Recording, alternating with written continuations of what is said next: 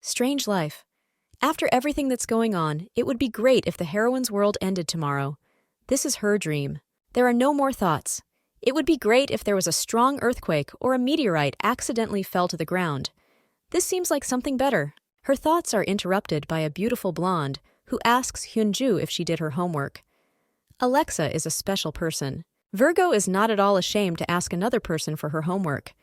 To justify her actions, the girl only says what she wanted, but accidentally fell asleep. The voice becomes angry. It immediately becomes clear that the mood has dropped, so a second later the girl slaps her friend in the face. Turning away, the heroine tries to hold back her tears. She is used to this attitude, even if she is accused of sleeping instead of doing assignments. According to Alexa, Hyunju is an irresponsible girl who can't even manage her time. Sometimes there are too many questions. The only irresponsible one is the blonde, because she forces others to do all the work for her. Perhaps the girl was just arrogant and lost in reality. The interlocutor stares at the brunette, who does not understand. At first, the heroine screamed when Hen looked away during a conversation, but now she does the opposite. The next second, accessories from her pencil case fly at the beauty. She apologizes because her hand trembles, while a sly smile stretches on her lips, saying otherwise. A moment later, a lot of other things fly at the girl and hit her head. She doesn't understand why things happen this way. The brunette hates Alexa.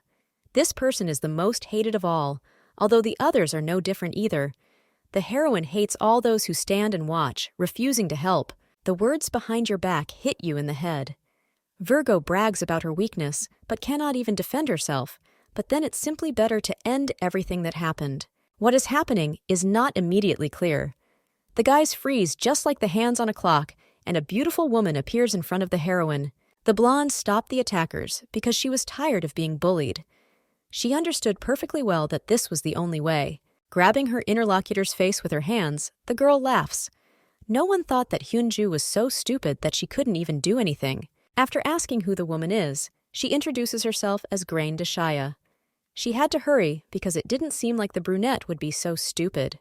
The heroine managed to be born in such a weak shell, although something much better could have been chosen. Grain acts as if they have known each other for a long time. No longer able to withstand the pressure being applied, the girl breaks down, asking who the newcomer is. This is definitely not cosplay. Blinking her eyes in surprise, the blonde puts her hand to her mouth. She wants to say something, but realizes that she needs to come up with something. The heroine does not immediately find the power of speech, but still asks if the interlocutor knows who she is, because even if it should be so, from her tirade one can understand the opposite. Obviously, she really doesn't remember. Laughing, the girl does not understand how it is possible not to know someone whom she has known for more than 200 years. Hyunju is no longer sure of anything, and also doesn't understand why the blonde is laughing so hard, but this behavior is starting to irritate Alexa worse. Most likely, the schoolgirl would have lived a completely different life now if she had at least some dragon memories. This did not happen. It's been a long time since Graina Dechela saw her youngest spirit, so things are changing now. I just want to tell you one secret, which also matters. Pointing her finger directly at the heroine's face, the woman quietly says that she will soon die. That's when she'll realize that things will be better for her in the future, but right now, it's a little scary. According to the time of this world, this will happen very soon.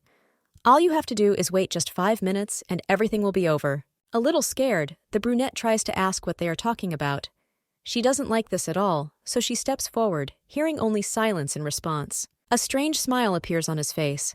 It does not bode well, so it becomes clear that this will be a murder that cannot be avoided. Pointing her finger at Alexa, the beauty clarifies her intentions.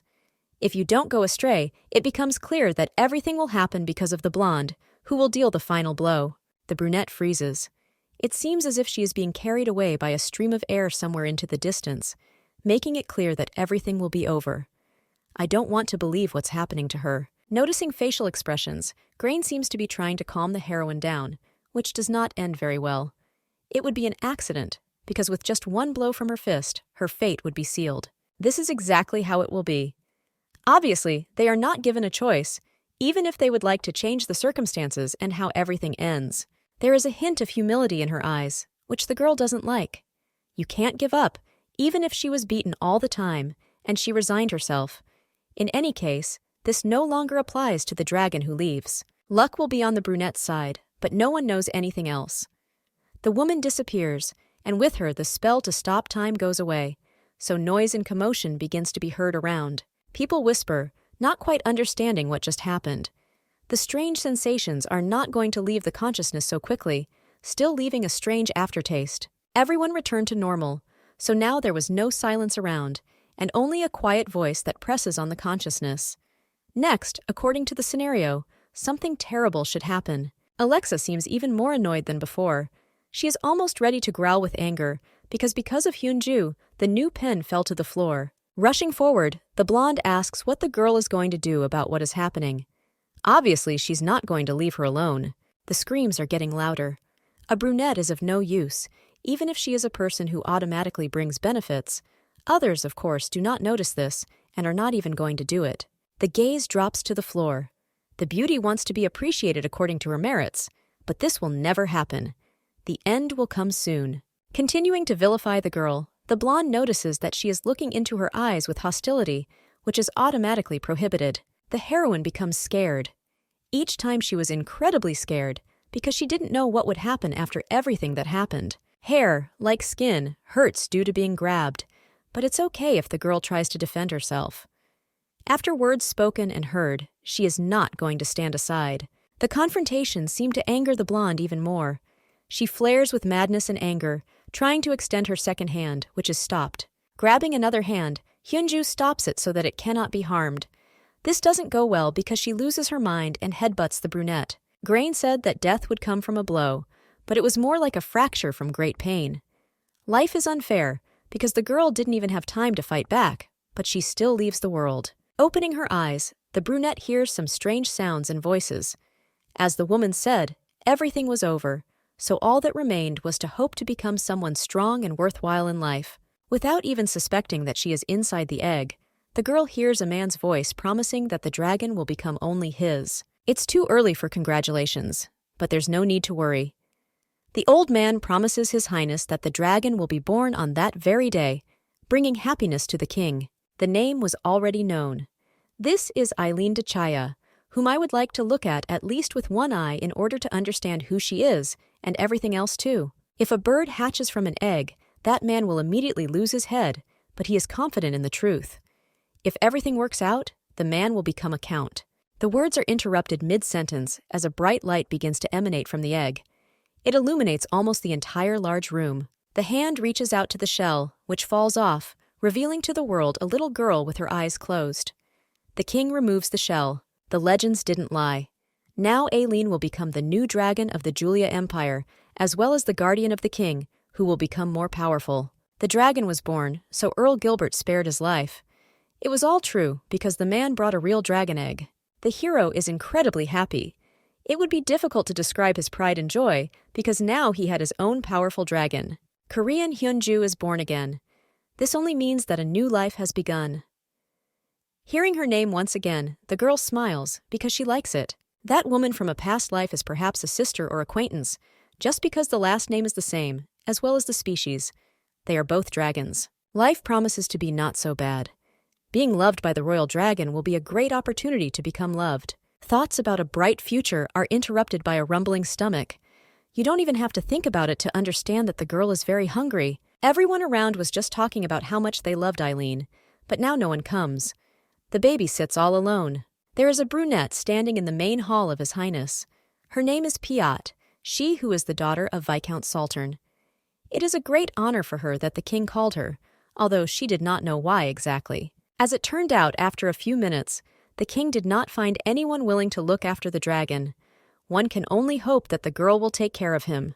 The silence drags on for several minutes, so Gilbert, unable to stand it, shouts at her not to forget what exactly her brother did. For the crime that the guy committed, the man could have easily destroyed the entire Saltern family, but for some reason he didn't do this, making an indulgence. Now, after everything that happened, the old man offers the boy a pardon and the family a chance to regain their lost honor. Not every outcast is given this opportunity, and you have to kiss the king's feet for it.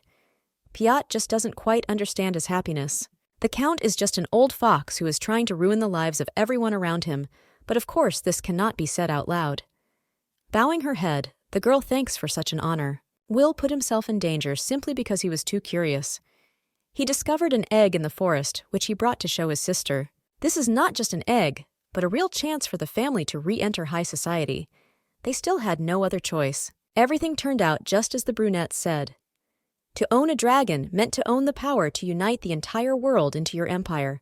This was the first egg found since the last dragon of the empire died. Many said that something like this would never happen again. All the kings and nobles, of course, would want to get such a thing with such power, so Piot suggested that Will return the egg to its place. This won't work. The boy knows about his sister's worries, but cannot miss the chance. Life is quite satisfactory, but of course, I want to make history. Things didn't turn out as planned. The girl agreed, but soon regretted it, because the king accused the young man of bringing a fake. This turned out to be a real fake, because if the egg were real, the name of the dragon would be written on it. Everything was fine before, so the question arises. It doesn't take much effort to realize that someone has replaced the item. Count Gilbert became the one who best fits the description. The old man did not try to remain silent, so laughing lightly, he asks His Majesty to come up with an answer that would be worth listening to even the king. The count must have an important reason to interrupt His Majesty during the trial.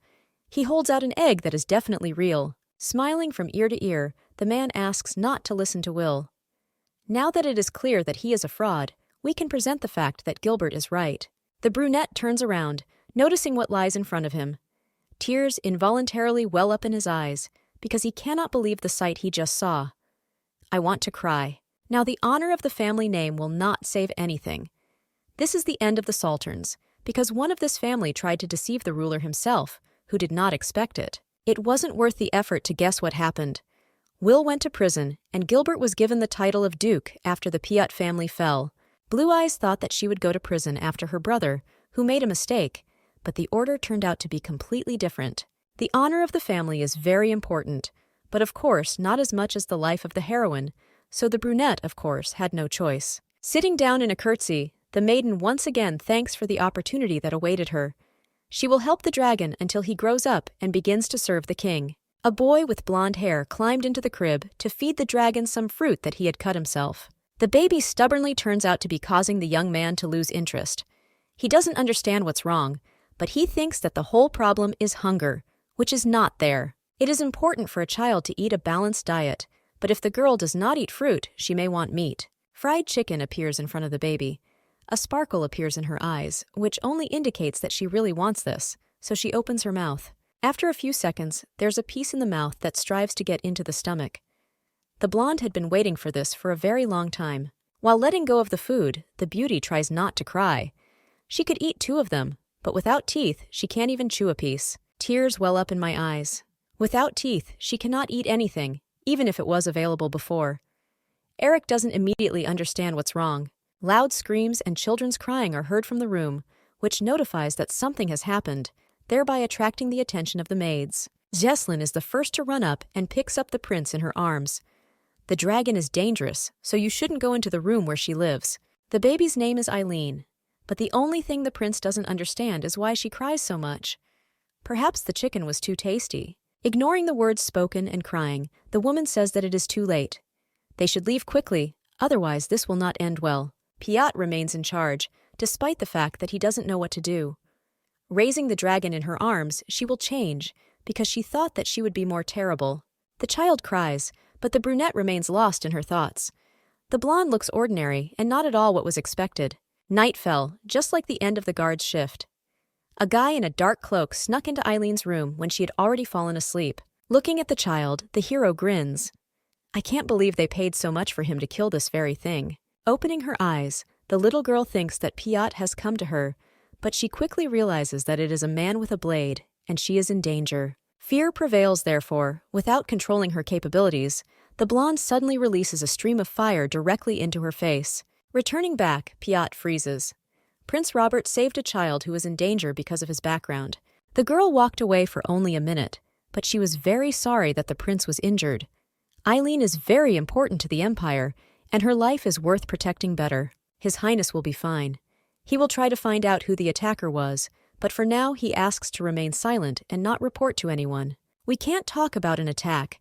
It is necessary to strengthen security, because if you show weakness, there will be many more attackers. As Robert leaves, he apologizes for his rudeness.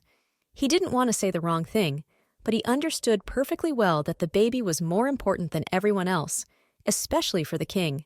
The next day turned out to be surprisingly beautiful. Flowers begin to bloom in the greenhouse, spreading their incredible aroma around. The walk goes well, despite the fact that they both need to be much more careful than yesterday so that nothing happens. Eileen agrees, but she still has too much to learn. Shaya didn't know that she could breathe fire, even though she was a dragon. Walking further, Piot freezes for a second. Prince Robert is sitting at one of the tables, drinking tea, enthusiastically reading or thinking about something. You need to say hello, but he may be upset. The choice is obvious, so not wanting to be ignorant, the girl turns around. Just about to disappear from sight, the brunette hears a man's voice calling her name. Everything will end worse. Sitting down at the table, the girl takes a sip of tea, immediately answering the question about safety. Walking is allowed if there are not many people. The air is only beneficial, but a killer can also be hiding in the greenhouse and will attack at the most inopportune moment. The baby is too fragile. Eileen even agrees with this, because she looks small, but for some reason this attitude is strange. The conversation is interrupted by Eric, who runs as fast as he can to talk. He also wants to drink some tea and looks happy. The boy ran away again. Jesslyn can never keep the prince in place, even because of his age. Eric had long been lost in space, so he stopped listening to his older brother. He looks at Eileen's stroller. A fight begins between the boys. Each of them considers it their duty to argue with each other until someone's voice stops them. A girl with blonde hair who appeared orders her to answer what they both forgot in the garden. This is Queen Sophia. Looking at Robert, the woman only says that she is disappointed, even if she did not want to say something like that. This is not the first time the blonde has told the guy to be gentler with his brother, who is still very young, but for some reason he is rude every time. Trying to say something, the brunette stumbles. This won't happen again, and he promises that he will do everything in his power to make sure it's true. It's all about Eric, so to defuse the situation, the boy asks if it's true that a man teaming up with a dragon can rule the world. My son is very interested, and that's normal. This statement is true. That's the only reason the father wants a dragon for himself. The young man knows that the maiden came from an egg, but as it turns out, he even saw her and knows the name that was given to her, which causes a reaction. Turning around, Sophia realizes that Piot is standing in front of her, as she was the one who will look after Eileen. Anger is shown on the face. Obviously, the beauty is really looking for death, since she decided to walk with a dangerous animal. The girl didn't think about anything when she decided to bring the dangerous thing straight to the princes. They are the future of the empire and may suffer. The woman heard that the girl was really dangerous. The animal should be kept away from the princes, and even from the eyes, it is clear that Sophia does not like the baby. If it begins to behave strangely, then there is no need to hesitate. Pointing her umbrella at her throat, the blonde seems to be hinting at what she can do to the baby. Fear creeps into the body. The girl can no longer contain her emotions, which burst out along with a large stream of fire. Falling to the ground, the queen tries to straighten her hair, which is burned. She does not immediately understand what just happened to her. Listening to everything that happened just recently in the greenhouse, the man with red hair bursts out laughing. For some reason, the knight finds it too funny. Although for Eileen Dechea, this only means increased control. She will be watched even more closely than usual. Noticing the blonde turning around in her crib, the brunette scoops her up into her arms, praising her for how well she moves. The knight obviously has nothing to do, however, according to him. The king can't do without him, since he trusts Sir Tamarin. Grinning, Piot nods. Eileen is not at all intimidated by the fearless knight, who seems to understand that she will not do anything. If you look at a baby who looks too cute, all fears and doubts about her immediately disappear. The future dragon has small cheeks and hands, and his eyes look like two saucers that make everyone around him touch. Listening to Tamarin's delight, the maid smiles, passing the dragon into her arms, asking him to look after her. Piot is always supposed to take Eileen with her, but since the maid was called by the head maid, she cannot take the child with her. The knight tries to argue something else, but of course no one listens to him. The brunette disappears behind the door, not allowing anything to be said. Sitting down on the ground, the red-haired man addresses the child. He asks not to cry, because his friend will return back very soon. The persuasion seems to be working, but not completely. The young man still doesn't know what he should do if the baby suddenly starts crying. The man got too excited. The girl does not understand why he behaves this way because she remains completely silent, as if nothing had happened. To somehow brighten up her leisure time, the blonde reaches out with her hand to her beard. She tries to ask him not to move, but without knowing the words, she fails. If the hero had a niece, she would look like Eileen. Such sentimentality only meant that he was beginning to grow old. After a while, Piot returned to the room. She throws the door open, startling Tamarine, who almost drops the baby on the floor. The king has just returned to the kingdom. He goes to the estate to check on Eileen, even though he has never shown up before. The girl needs to make a good impression. She doesn't know who is a friend and who is an enemy, so she needs a protector. Loki would be the best choice. Eileen will do whatever it takes to make her life comfortable and peaceful. This will definitely not happen like last time. Finishing with the preparation of the outfit, the maid smiles. The princess looks good, which means the king will be happy to see her. The girl was also given a gift. This is from Prince Eric, who, due to the queen's new orders, was unable to deliver it in person. The boy also asked that the girl call him brother next time.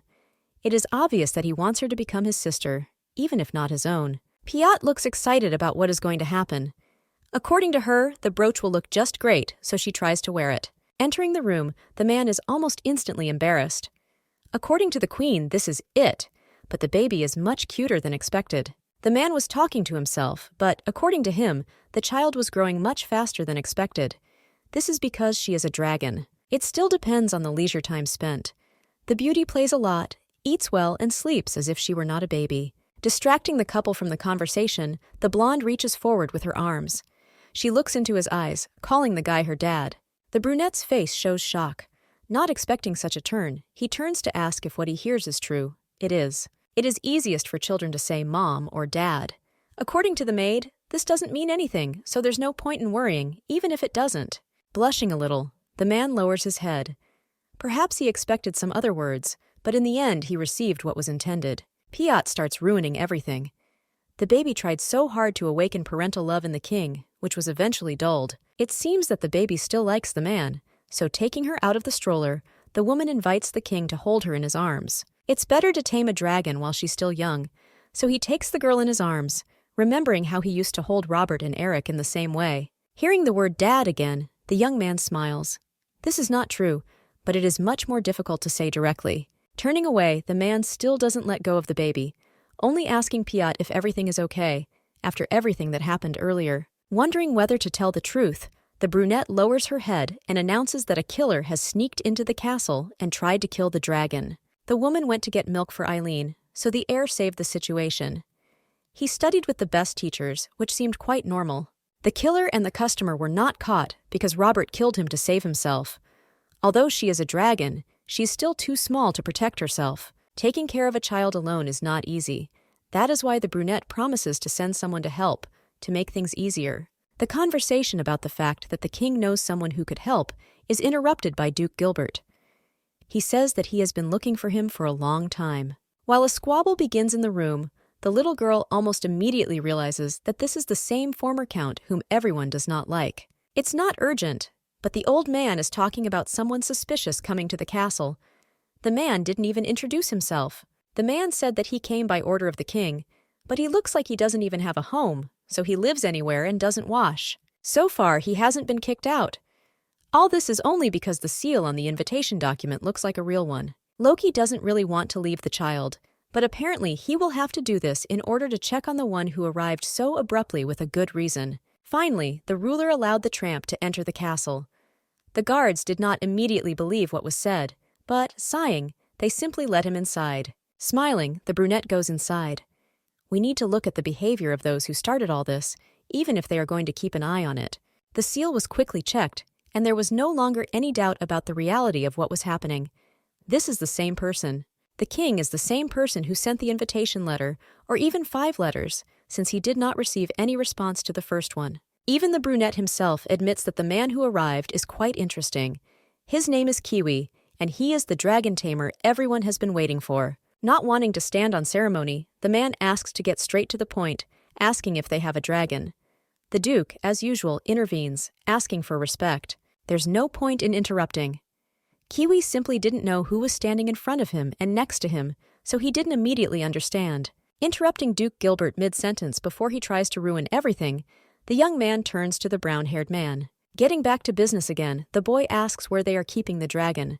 Most likely, we can only hope that everything will work out. Frowning sharply, the king promises that he will say only later.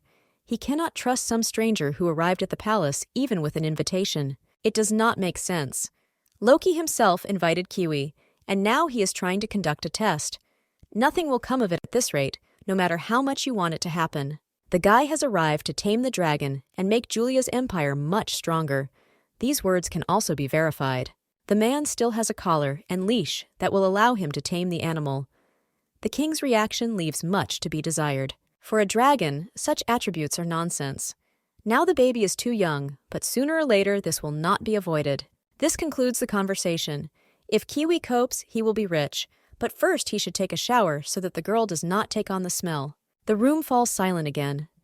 Piat, who was drawing something, fell asleep right in the chair, making the little girl want to have fun with the help of comics or something else. Life is quite peaceful, but what the child does is eat, sleep, and relieve himself.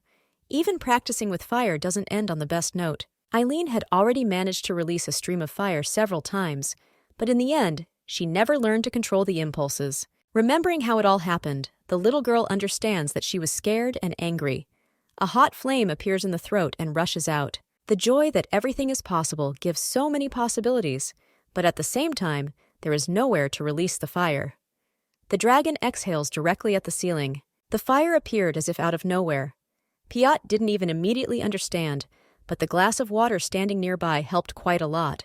Jumping up from her seat, the maid takes the blonde in her arms. A hiccup escapes her mouth, letting her know that this has happened. The conversation is interrupted by a voice that says in surprise that Eileen Dechaya has already learned to breathe fire. At her age, this is rare. The girl was surprised, because according to her grandmother, she was not so beautiful. Introducing his name, the hero bows. The king sent the man. The grandmother was the tamer of the dragon Grain and taught her grandson everything. When offering Piat friendship, Kiwi does not forget to mention the fact that the girl looks like his sister. The king told a little about the maid a little earlier. Hearing the familiar name, the girl freezes. Grain is the same evil woman who has been pursuing the baby since her past life. The man knows everything about dragons. He learned how to handle them and what to feed them. The training sessions were also planned with ease, and this is all true. They talk about the baby like an animal. Even if she looks human, it's not true, but you should be careful. For a maid, a child is very important. Shrugging his shoulders, the brunette agrees to the terms. Even if this is the case, caution will not be observed for so long. Turning to his sister, the young man asks to take a closer look at the hairpin. She is a gift from Prince Eric. Trying to continue the conversation, Kiwi was interrupted mid-sentence by a boy who jumped out and attacked the stranger. This is Prince Eric, who, of course, has arrived to protect Eileen, considering the tamer to be the arsonist who caused the pogrom just recently. Without even giving him time to justify himself, the blonde lunges and hits Kiwi. He falls to the floor, not even trying to get up or harm the boy in any way. The next day, everything was fixed. All that remained was to begin training, but first, the man took up nutrition. The beauty's teeth began to grow, which meant that she could safely start eating baby food that was specially prepared for her. Piat left to report on yesterday, so it was just the two of them left. She doesn't like this kind of soup, so the blonde asks for something else. You can't drink milk all the time. Trying to persuade the baby to take at least a sip, the man asks not to be capricious. It doesn't look right, but the smell proves otherwise. The young man again asks to try at least one spoon. The girl, of course, fell for what she was asked to do. Piat returned very soon, but she was not expected to receive what was waiting for her. The smell in the room made me try to close my nose. Kiwi only praised Eileen, who so happily finished eating a full bowl of soup. The baby couldn't eat the snake soup, so the maid doesn't believe it, while the blonde begins to realize what exactly she was fed. This kind of food is for dragons, but perhaps Zaya is special. She closes her eyes and begs to be held, trying to calm her stomach. Dragons don't like many special foods, but each one is still pretty tasty. Examples are snakes, spider legs, and caterpillars. You don't have to eat this nasty thing, since animals are omnivores. You don't have to cook this every day, thereby almost forcing yourself. It all happened just for fun. In fact, this was not necessary, but the guy's sense of humor let him down a little. The only thing that is forbidden, and from which there is no turning back, is human flesh. The dragon shouldn't do this. Most likely the grandmother told the man about this, because similar things had happened before. Everyone behaves differently, so it's impossible to predict. Eileen's thoughts wandered to what might have happened earlier, but she was interrupted by asking if she wanted to sleep. The eyes actually began to slowly close. While this was happening, the beauty once again thought about why that dragon crossed the line and ate the man. That animal was somehow connected with the girl herself, or there was something else going on. I would like to know my fate in advance. The eyes opened slowly. A sweet but painfully familiar voice continues to call Eileen, and then she sees a dragon in front of her. The baby doesn't understand anything, but she is immediately asked not to interrupt and to listen carefully to everything. The animal has the same name. The girl is the same heroine, only in a previous life. She again asks not to interrupt the tirade, because what needs to be said is quite important. Looking herself in the eye, the woman asks if the child trusts people, which is quite obvious, because she lives with the king. The question about why you need to trust them echoes dully in your head. Memories of a man standing opposite a woman with a knife in his hand and apologizing also flash through my head. Lady Eileen is missing. Piat appeared before her eyes and worriedly asked if the girl had some kind of nightmare. The blonde quietly asks her to help. Picking her up in her arms, the maid instantly realizes that a fever has begun. The disease came out of nowhere. The baby lies on the bed, not even knowing that the king is sitting next to her, who is also worried about her condition. He asks to tell everything. The doctor had already been called, but to make it faster, Kiwi ran after him to the castle. This couldn't happen out of the blue. Perhaps this was due to the food the dragon ate. She was offered snake soup, which caused the man to get angry and hit Piat. Trying to object, the girl only mentions Kiwi, who did all this himself. To Loki, these are just empty excuses. No further conversation came out. A doctor and a handler appeared in the room and rushed to help. Even after a few minutes, the doctor could not say anything. He specializes in humans, not dragons. But even so, he understands that the baby has indigestion. If this is so, then everyone is very lucky. It seemed to Loki that the problem might be something else, something much more serious. The dragon's health is incredibly important, but the brunette believes that the king is important too. He can't help but notice that the man is soaking wet. The words don't come right away. The guy was so confused when he heard that his daughter was sick that he came running in whatever clothes he was wearing. Strange feelings towards the baby began not so long ago. Parental love began to develop too quickly. His Highness doesn't even know when it all started, but most likely when the girl called him daddy. Now there is no way to return anything. After a while, everything fell into place. The fever had subsided, and the dragon was now able to move freely again. Looking around, the beauty tries to understand what is happening around, hoping that she will succeed. Piat is sleeping nearby. Kiwi and even Robert also fell asleep while sitting on their chairs. It is immediately clear that each of them was incredibly worried. The woman yawns, gradually returning from the kingdom of Morpheus. Noticing the child's smile, she hears the greeting "Good morning." I had to go for a walk almost immediately, because that was the beauty's desire. Robert had no reason to worry, because everything is going as it should. The snake soup didn't help, but overall the girl really became more cheerful, as if everything had changed. Lady Eileen has already learned to talk, but now she will learn to walk and be completely independent.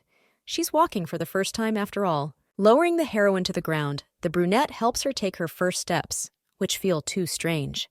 The maid's hands help keep her balance, but the blonde still feels as if she is completely alone, without finding support for herself. Now having more confidence, the heroine steps forward and takes even more steps forward. Everything worked out. About to go further to Kiwi and Robert, the lady freezes. A strange feeling envelops you from the inside, as if millions of goosebumps are running across your skin. Now we can safely say that the heroine walks well. Robert smiles, thinking about buying new, comfortable shoes. Listening to the man with less concentration, Robert tries to understand what is happening around him. He immediately sees the danger. An arrow is rushing towards Eileen at great speed, which was fired in such a way that it was impossible to determine the launch site. The lady does not immediately fully understand everything that is happening.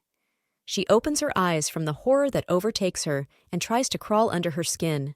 Realizing that there is very little time, Robert rushes to help, while Piat presses the child closer to himself in order to keep him safe. Pulling out a sword that helps in defense, the brunette menacingly asks who is in the hall, knowing that he will not be answered. Looking around, the young man tries to understand where exactly the arrow was launched from, which confuses him. Still, there is no way out.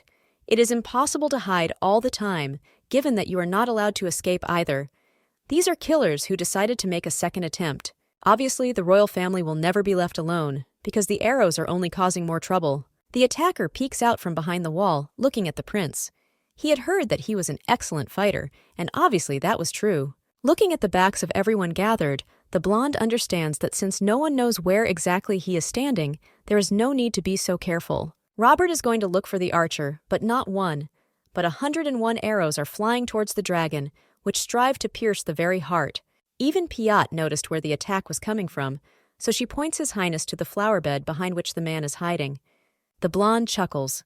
He doesn't think the prince would dare to do anything, even if he did, but he rushes forward as quickly as possible. Pulling out his sword, the young man persistently asks the attacker who sent him. He had no right to do the irreparable. The child is only 10 years old, but the way he behaves is impressive. Preparation and attack techniques are not available to everyone. However, the man still responds with his swords, which suddenly come forward. He won't give up just like that. The boy is still a child, so he cannot resist as much as he needs to. He is struck in the face, which causes the young man to fall to the ground. His Majesty is wounded. Piat freezes almost motionless in shock, because he cannot understand how this even happened. Robert still does not shut up and continues to talk, warning that he cannot touch the dragon. He still hasn't passed out. Ignoring the answers, the man comes face to face with Eileen. He looks, realizing that he was not mistaken. It won't be possible to harm the girl anyway. She is protected by worthy people who will remain next to her until the very end. No one intends to harm. The hero just wanted to take a closer look because last time he sent the wrong person to check. As it turns out, that killer was the one sent. Strange memories of that day remained in the blonde's head. This is not true, because it would be a pity if a dragon could be killed just like that. In the end, the heroine has her own thoughts on this matter. The blade quickly flies towards the baby. She just looks at it as if in slow motion, trying not to show it. The king really has a dragon, because the heroine's eyes light up, and the blade flies off somewhere to the side with a ringing sound, making it clear that everything is over. Most likely, the man threw the sword just to check if it was really a dragon, which would automatically protect itself. Kiwi points to the slingshot that will carry the pain. He knew from the very beginning that ordinary surroundings could not harm Eileen. After the blonde got what he wanted, he can leave. The brunette understands that this is the best solution so as not to cause even more trouble. The guy's slingshot is not harmless. That is why it is now directed at the young man, who blinks his eyes in surprise. Most likely, the enemy's head will fly apart much faster than he can remove the weapon from its sheath, so of course there will be no point in this. There is no choice, so the blonde gives up. He raises his hands up, saying that he lost, although as much as he would like to, he would not bear it. The attack could be dodged, but not at such close range.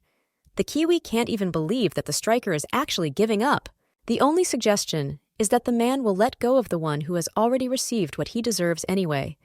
This will make more sense than anything else. The slingshot tightens even more. The guy attacked first, but now has the audacity to ask for mercy, trying to evade responsibility. Since the issue is not going peacefully, the hero will have absolutely no choice. He raises his hand up, exposing some little thing to view. Not immediately understanding what happened, Kiwi jumps to the side, just like Piat, while a strange thing flies towards them, ready to explode. The king is furious, because what happened is incredibly annoying. A man burst into the garden and attacked Eileen, then detonated a bomb. What happened was a direct threat to the Empire and an insult to Julia, even if it was undeserved.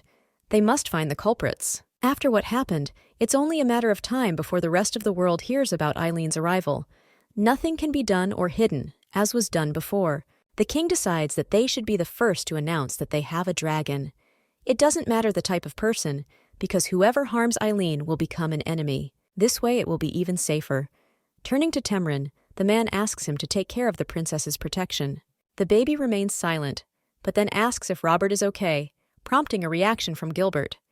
She has no right to do this. The king shouts for the servant to shut up. Today, in the current situation, he has no desire to speak in such tones. Even the former Count himself noticed that the ruler had become much ruder lately. He doesn't control his outburst of anger out of nowhere. The eyes sparkle with evil fire.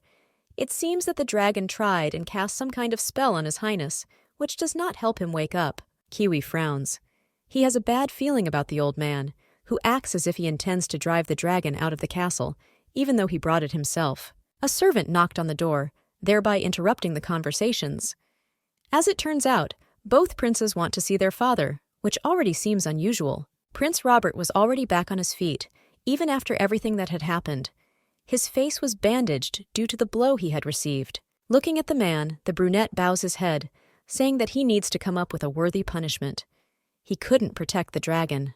The boy could not stop the one who wanted to attack the girl, who would not have been able to do anything if his intentions were different. Kiwi comes to the defense. This was no ordinary mercenary, and without Robert, everything could have ended much worse, which is already a reason to say thank you. Everyone around believes that there is no point in thinking about what is happening. The guy still has only the thought in his head that he needs to be punished. Eric also steps forward, trying to tell the truth. The brother is so angry because he lost and did not have time to do anything since the mercenary ran away. Turning around, Tamarin carefully observes the emotions on the guy's face. It is clear that he is angry with himself, not realizing that he did everything possible. The man wants to say something nice, but nothing comes to mind. He still never knew how to do anything like that. Even if someone said that the boy did everything he could, it still wouldn't help. It won't make you feel better. You can't undo what's done. The prince can only try to forget what happened and move on, even if it doesn't work out. Even Sir Tamarin was very surprised at what the boy was saying. He slanders himself for no reason. The king smiles. He thought that Kiwi couldn't do anything, but sometimes she gives real advice that helps. The red-haired man looks at the floor. The man next to him turned out to be too confident in himself that he would like to acquire even Tamarin as a new quality. Everything ended on a positive note, so the handler went into the room with Eileen to quickly feed her. The blonde backs away. A plate of soup, which is different this time, still looks as unattractive as possible, no matter how much you want to refuse. Especially for baby food, the brunette developed banana and oatmeal puree, which would be suitable even for dragons in terms of its nutritional value. The baby tries to say that she doesn't want to eat it, but she is interrupted by putting a spoon of food directly into her mouth. The royal chef had a day off, so there was no choice. Kiwi tried to cook everything himself, but judging by the taste, it's better not to do this again. The girl's outrage doesn't matter. These two will now see each other quite often, despite their desire not to. Lord Tamarin arrived in the room to take the child away. They were going for a walk, or he had arrived at Kiwi's. The man is not going to do anything, because he has already received the task. He will need to protect the child at the cost of his own life. The blonde blinks her eyes. Obviously, she didn't expect such enthusiasm from someone like that. The man gives an overreaction that was not expected in this way. He obviously wants to make a good impression. After several tens of minutes, Eileen is fed. It's time to get up from the table, but my stomach is so full that it gets in the way. Kiwi is about to leave. Business is calling, so he asks the knight to look after the girl until he returns back to the castle. The man promises that he will protect the dragon, calling the guy master. The appeal remained exactly the same, even after time. Smiling goodbye, the young man asks to simply call him by name, without adding status, which is of no use here. Lighting up with joy, the young man says that this is a great honor for him. He's incredibly happy that he was entrusted with the protection of the child. The face lights up red. By saying this out loud, the knight only says that the man is truly a delightful person. The blonde's face shows disgust. She doesn't understand why the hero suddenly has such strange feelings towards a person like Kiwi. A skirmish begins in the main hall, which is only brewing. One of the cups flies to the floor and breaks into smithereens. The king looks carefully at the fragments, which do not have time to break into even smaller ones, because the servants begin to clean up. Looking at the queen, His Majesty casually asks if her head is okay. The reaction was too violent even for a person like her. Sophia lives in the castle, so she should be well aware that a person who threatens the king's life will be expelled, despite his position in the kingdom. The queen is the second most important figure, but the empire is not going to change its laws because of some person. The woman turns away, trying to hold back a new outburst of anger. She believes the words, so she better calm down and sit back in her seat. Calming down, the maiden asks her question again. She wants to know why Tamarin was sent to the dragon and what the king's intentions are. The conversation shows no progress. Even the very meaning of true intentions can be designated differently for each person, regardless of status. The girl frowns. She was not going to put pressure, but she was forced, because it seems that the forces are being transferred to Robert, forgetting Eric. Robert appeared in the conversation completely by accident. The knight was sent to the estate only to protect Eileen, who is still too young. The dragon has no right to ask for protection. This is a creature that breathes fire. It will not die even if it receives a blow from a sword that does not harm. By smiling, the king only shows his bad side. He cannot feel sympathy for a person with such narrow thinking. A man is the king of his country. He doesn't need anyone's permission, even if it's his own wife who's pushing ahead. The woman tries to object. She still hasn't come to her senses, since she's trying so persistently to prevent what happened. These are educational problems. According to the brunette, people from Sophia's family overtook the country, and that's when she became the new queen. The stick bends down, making it clear that everything will end soon. This is a well-known fact, which is also confirmed by what happened before. The queen threatening the king is not the best expression. She should keep her mouth shut to save herself. About to finally end the boring conversation, which only weighs on his consciousness, the man asks the girl to shut up once again. If the words are not heard, the hero will remove the second Prince Eric from the heirs to the throne, once and for all, thereby deciding his fate.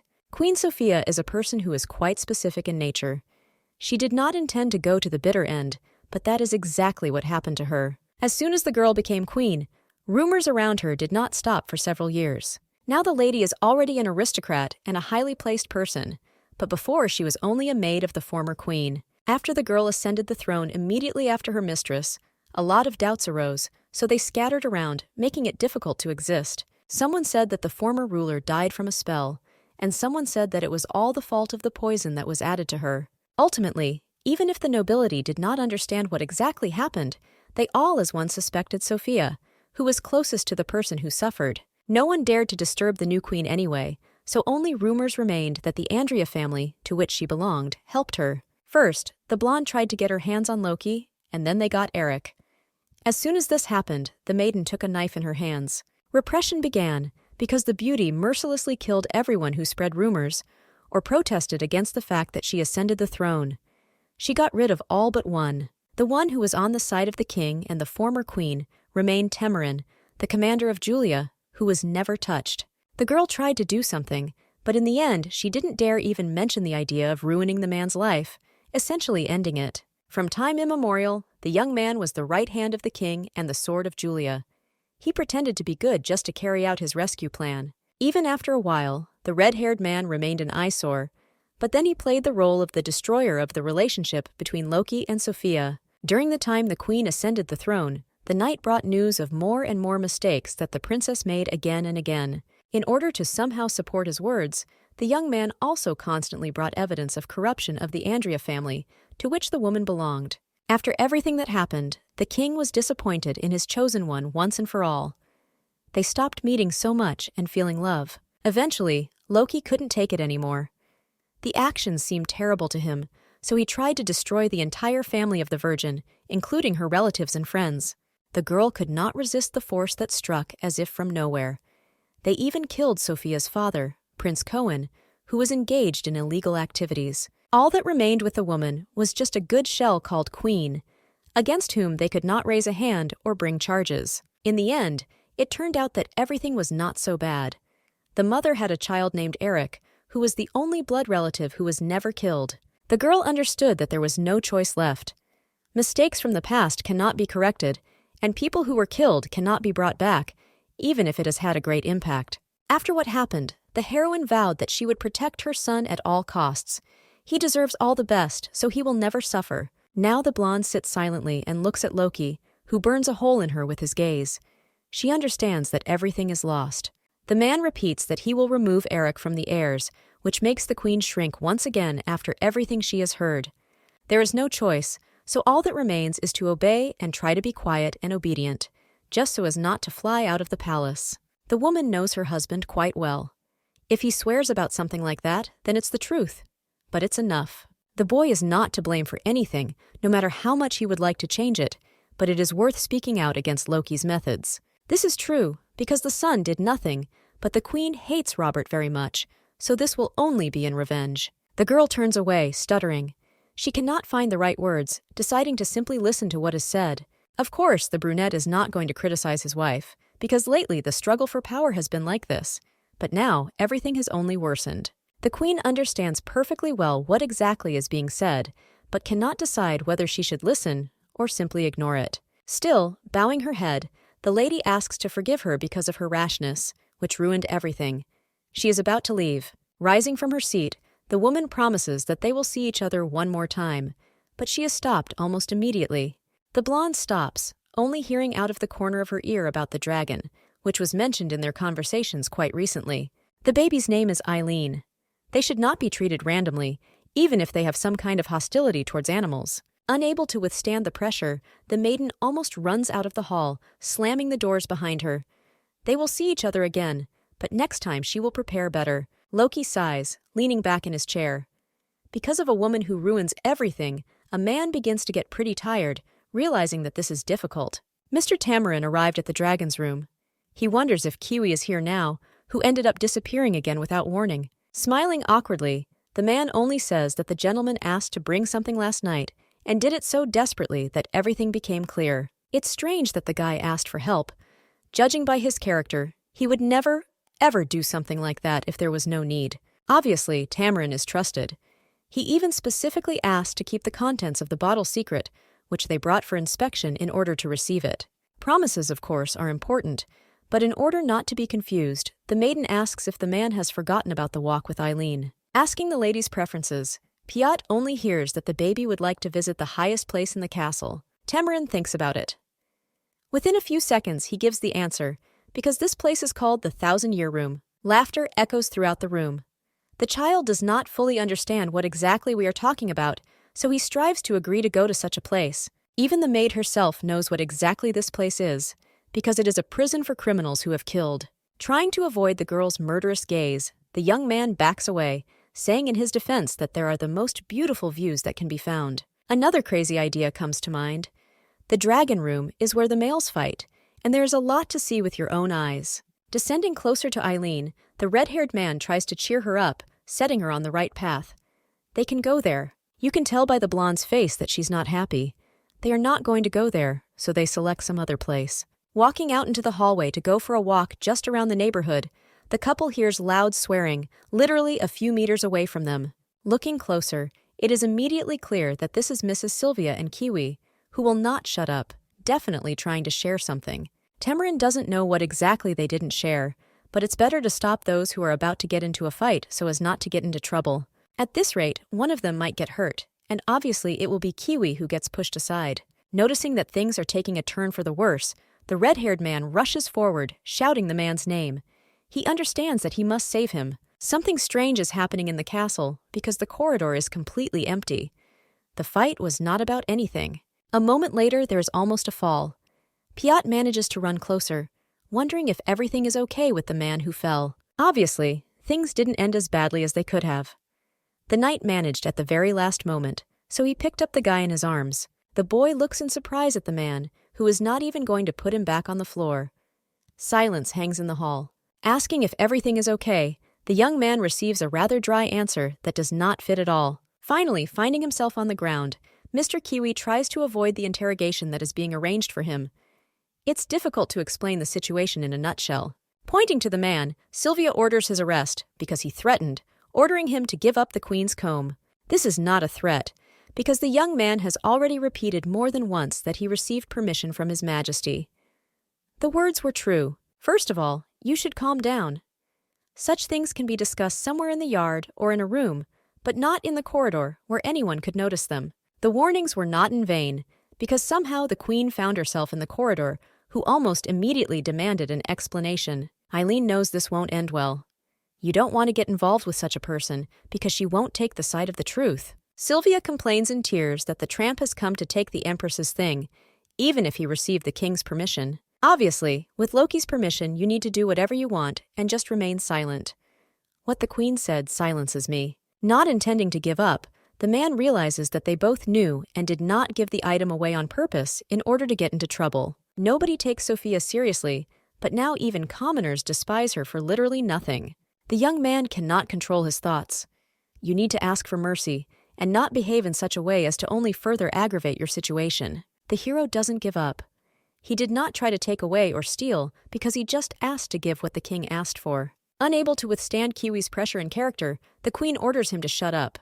Bad lights flash in the eyes. The young man will come to his senses only when he gets what he deserves. Closing her fan, the lady slaps them in the face, expecting him to stop bickering. Just because His Majesty treated his master well does not mean that everything is allowed to him. Unfortunately, it doesn't work that way. Kiwi cannot answer the queen because of his status, because otherwise he would simply be killed. He cowers to take the blow. Lord Tamarin could no longer stand the abuse he was forced to witness. He comes between the two. Queen Sophia must understand her mistakes, but this does not change anything. The Lord allowed us to do just that. The Emperor did not allow his people to be mocked, so the young man could no longer stand and simply look at what was happening around him. Even during the time of Queen Nibalis, he was against Sophia, but this is not true.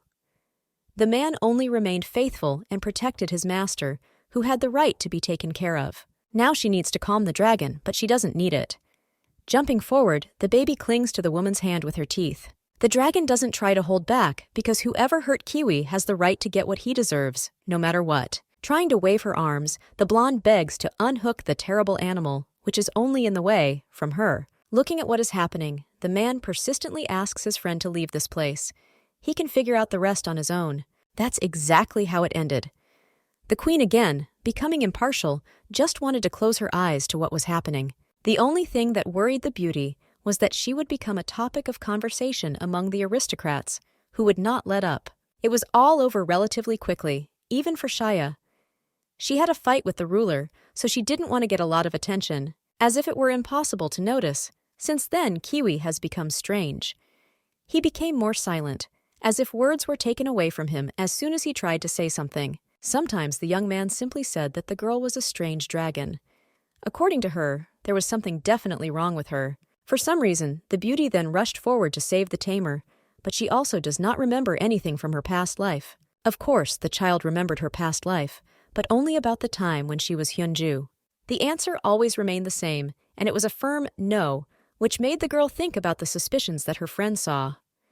Trying to get the dragon, the brunette tried to let out her true insides in anger, which was very mixed. Each time the little girl didn't even get angry, which was considered abnormal, because the young man tried very hard to make her angry. The girl always remained sweet and kind, without betraying any emotions that could have been noticeable almost immediately, like the last 2 times. A smile lights up Kiwi's face. He reiterates that the child is too cute, so it is impossible to be angry with her under any circumstances. Raising the mirror that lies on the table, the blonde looks at her reflection. Come to think of it, she had never looked at herself in the mirror. Remembering the details of what happened, the young man reminds her that it is possible to start a small fire. After trying, you should look at your eyes. The girl carefully examines her golden eyes, which literally sparkle in the sun like stones. Realizing that there is no escape from this, the beauty releases light steam and then fire, which illuminates her face. After this, the child hurries to the mirror, noticing that his eyes have become bright red. They are usually a different color, but as usual, they change every time. The color red means only one thing. Virgo is too emotional, or she is very angry and irritated, which shows her emotions. The darker the color of the eyeshell, the more uncontrollable the girl becomes, and no matter how hard she tries, nothing will work. Looking away, the blonde listens to Kiwi's theories about why she forgot her past life. Usually this happens, but only the original image changes, and not the consciousness itself. In addition to all this, the baby helped a person who is not her owner, which is even stranger. The man is grateful, but it's still strange. There is not much information left in the notebook that the grandmother handed over, only about the dragon of the Philia Empire, which disappeared, and the dragon that disappeared after killing its master and burning everything in its path. There were very few survivors at that time, so no further details are available. I would like to know more. There was no doubt that the maiden hated people in her past life. That's why the man is so careful, even if he remembers that his girlfriend saved him. Raising a finger, the blonde swears that she won't say anything, even if it contradicts the present. Smiling, the guy laughs. The baby definitely didn't learn this from him, but it's still worth believing so as not to disappoint. Turning away, the brunette thinks. There are too many thoughts in his head that give him absolutely no rest.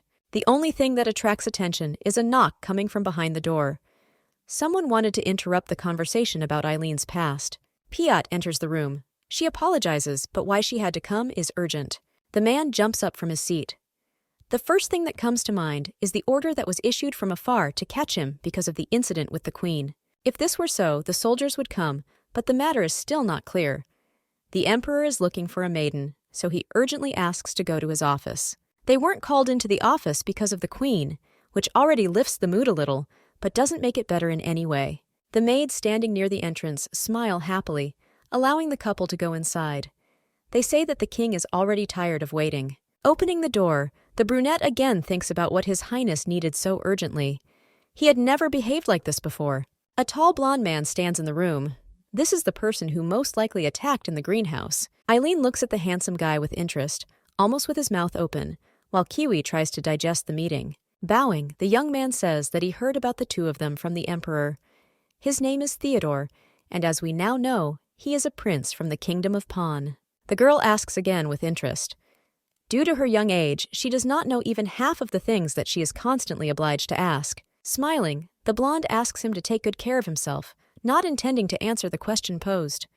It shows that something is wrong here. Looking into the girl's eyes, the prince says that he would like to get closer to her. He tries to say something, but everything is already in a fog. Opening her mouth in surprise, the little girl blinks her eyes. It seems that princes in the kingdom of Pan are chosen based on their face and overall appearance. Bending his knee and extending his hand, the man invites them to travel together to the kingdom from which he came.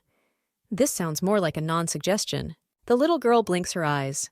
The color never changes, even though it would normally irritate her. It's strange to realize, but it's definitely difficult to refuse such a person, even if you really want to. Extending a sweeter smile, Theodore reminds them that everything will be done by mutual consent. He doesn't want to drag anyone there by force. The king, who has been sitting behind the documents all this time, forces the guy to shut up. You cannot approach the child without his permission, even with such jokes.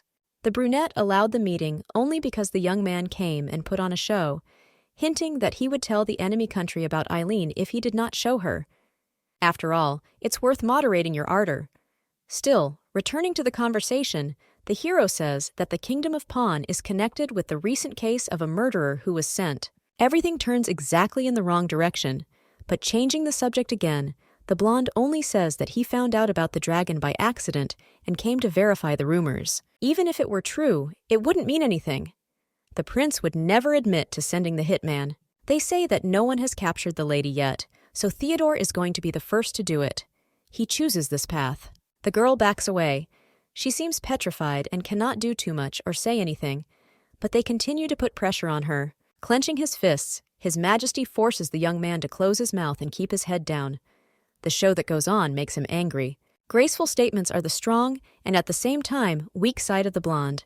He does not dare try to contradict the king himself. It seems that everyone around him is incredibly angry, so the prince is about to leave, finally only noticing Kiwi's angry look. Just about to go out the door, Theodore turns to Eileen, who, as if spellbound by the bright light, looks at the guest.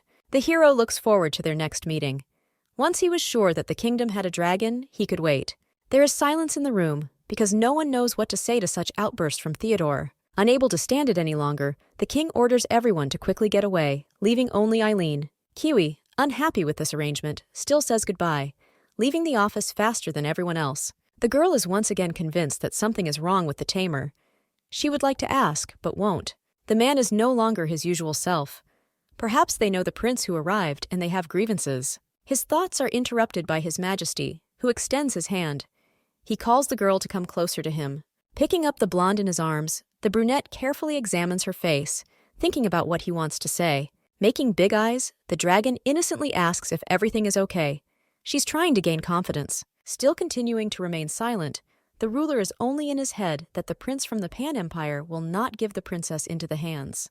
Assuring that everything is fine, the young man only asks to stay a little longer and be in the same office with him. Theodore was placed in one of the guest rooms where the ruler placed him. They haven't seen Kiwi for a very long time. Without removing the hood that is draped over his head, the man only states the fact that the prince looks more like a psycho. They are old friends, so the young man offers to hug, but only receives a palm that moves away. Instead of saying anything else, the hero hands over the ointment in a jar, which was in his hands. Looking at what was offered to him, Theodore asks what it is, as if he himself does not understand what exactly he is holding in his hands. After Robert injured his attacker, he did not receive proper treatment. You can only trust an old friend. Kiwi did not come only to provide such important help. You can't get close to Eileen. A dragon is not something that can be stolen.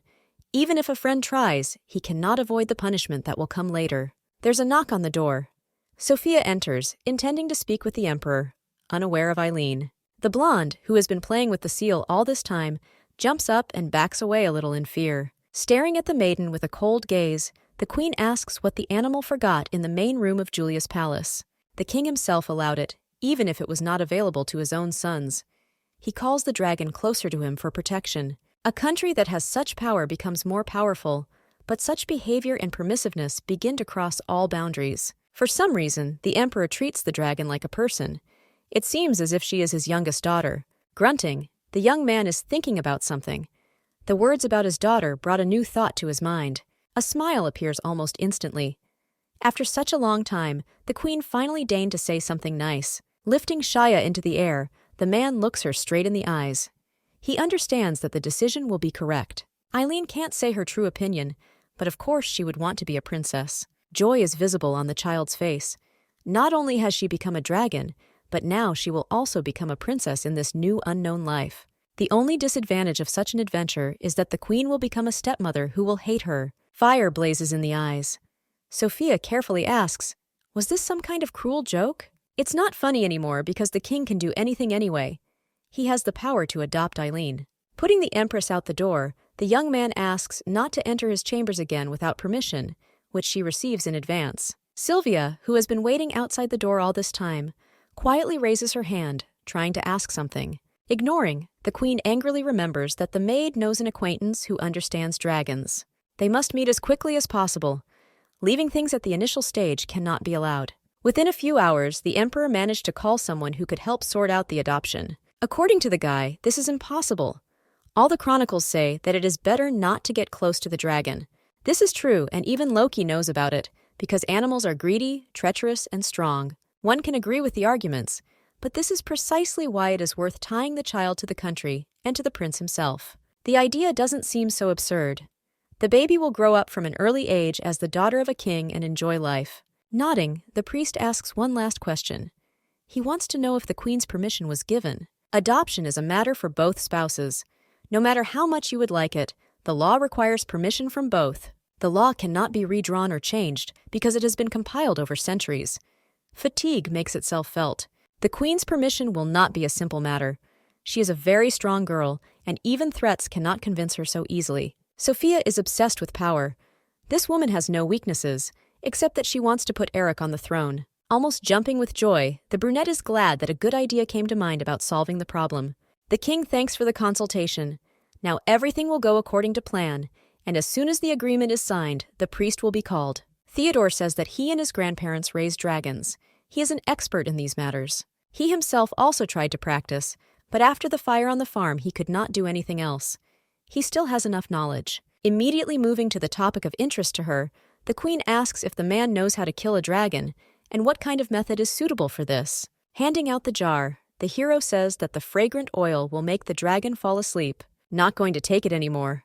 The lady shouts again that she asked for a more valid way, not even allowing her to finish speaking. If you oil a comb with a magic stone, the animal will fall into an eternal and unbreakable sleep. The magic stone is interesting, because after that it will be possible to kill the one who resisted so much. You don't even need to look for anything. The blonde has a comb from the emperor, which Kiwi recently came for. Sylvia remembers how the dragon bit Sophia, but she quickly sends her away to get a hairbrush. The thing attracts a person's attention. This is from the kingdom of Philia, which disappeared a long time ago. The comb needs to be returned back, oiled, saying that they did not know that it was needed for Eileen. The plan will turn out to be excellent. The woman understands that this is the only way to get rid of the dragon, but there is one but. The heroine wants the servant to complete this task for her, since she does not want to get her hands dirty. Seeing the misunderstanding on her friend's face, Sophia frowns menacingly. She understands that she cannot do it right. Nodding his head, the man agrees. He's in no mood to argue with the queen, who doesn't seem to be in the mood. The conversation is interrupted by a child's voice asking his mother if he can enter the room. Eric came to see him, so the servant is almost immediately released so that he no longer gets in the way. The baby is unusually loving. Usually he doesn't do anything, but now he even goes in for a hug. Smiling, the blonde looks into the eyes and quietly says that he would like to fall on Eileen de Chaya. Freezing, the queen quickly asks if her son knows what an engagement is, She is ready to fight to the last. All this is needed in order to get married later. The boy likes the girl incredibly much, so he would like to get married. Unwanted conversations give me a headache. Sophia is not ready to hear this. The father said that the boy could do as he wished, but the mother did not appreciate it. She hit Eric, causing him to fall. Turning to shouting, the woman orders to be silent and not to talk nonsense.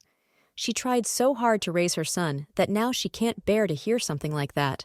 The blonde became so disgusting in an instant that the queen sends him far away so as not to see him. Turning away, the girl screams. She no longer holds back, realizing that her nerves are gradually beginning to give in. Loki has lost his mind to think about marrying his own son to a dangerous dragon. The queen was never known for her prudence, but she reacted too harshly to the child's words. The man told Eric that he allowed him to get married. All this was done because the boy began to be capricious and cry. Smiling, the brunette understands that the lady is really afraid of the wedding. There is only one way to ban. The lady immediately understands what we are talking about. She just needs to agree to adopt Eileen. The king's eyes sparkle. What has been said is not a proposal, because in this case it is more like an ultimatum. Sylvia did an excellent job. She handed over the box as a gift from the queen to the dragon. This is a comb with a gemstone, just the one that Kiwi tried so hard to take away. The young man did not have time to do anything. Yesterday, the servants did not yet know that the man was in charge of Eileen's training. Mistress is not a person who needs to be trained. She can handle herself too, and she has emotions. This is not so important, because at first the queen was angry, but when she found out exactly what the comb was for, she happily shared it. Leaving the training room, the guy looks at the maid strangely, asking what she wanted here. The comb they were looking for has already been brought, even if it is an unprecedented generosity. It is not justified. This is not dangerous. Sophia arrived and gave it away as a sign of peace, but not to be suspected of anything. The woman also said to help decorate the girl's hair as an apology. Sylvia has good hair and amazing hairstyling skills, as she braids the queen herself. This seems cute and very useful, because hair is an important attribute, but thoughts do not leave my head. Even the emperor's side didn't apologize. Then it makes no sense why the empress did it first. Eileen is getting very sleepy. Piat also noticed that the girl literally fell asleep while walking. The baby can no longer hear anything. She falls asleep, leaning back on the pillow, even if she recently woke up after a break during the day. The whole day passed, but the maiden still did not wake up. It could have been a comb, but that was originally its purpose. The magic stone in the comb has the ability to calm the dragon. The baby is just fast asleep. Stretching, Kiwi suggests they go to bed too, since night has fallen. Everything will be known tomorrow. Everything that happened went strictly according to plan. Now the dragon is sleeping in a sweet dream, and you can finish what you started. Raising the blade, the young man exhales. He was worried that it might not work, but everything turned out just fine. Raising his hand, the man realizes that as soon as he is done with the future protector, he and Sylvia will be able to take over the country. Just about to finish, the young man flies off to the side, just like his weapon, which ended up on the floor. The one who did what stopped the attack was none other than Eric, who arrived to save the heroine. Putting forward the weapon that he managed to knock out, the prince menacingly demands to be told who exactly entrusted him with this. Such a mission is now a complete failure. If a man touches Prince Eric, the queen will never forgive the mercenary. If it doesn't work out this way, then it will work out differently. Therefore, the young man grabs his neck, saying that the prince's mother ordered this. Scales begin to appear on the neck. They begin to glow, slightly illuminating the room and the attacker's hand. Something strange is happening. The hero does not immediately understand what is wrong, but is well aware that he is in trouble. The dragon's neck becomes too hard to squeeze. Eric is about to rush, but then his eyes open and light up scarlet. This means only one thing. The mouth opens, and clouds of smoke pour out, and then blue fire, which cannot be compared with anything. The blonde looks at what is happening in surprise. He is not at all frightened, but rather shocked by the speed of events. The next day, everyone was actively discussing that the man's body was completely burned, and it was the dragon who did it. The queen, who has only just woken up, asks if Sylvia has heard about Tofi. It all ended unexpectedly. The blonde tries to apologize, but they don't listen to her. The heroine slaps her in the face, trying to teach her to think. The woman is obliged to apologize because they both insisted that this was a piece of cake.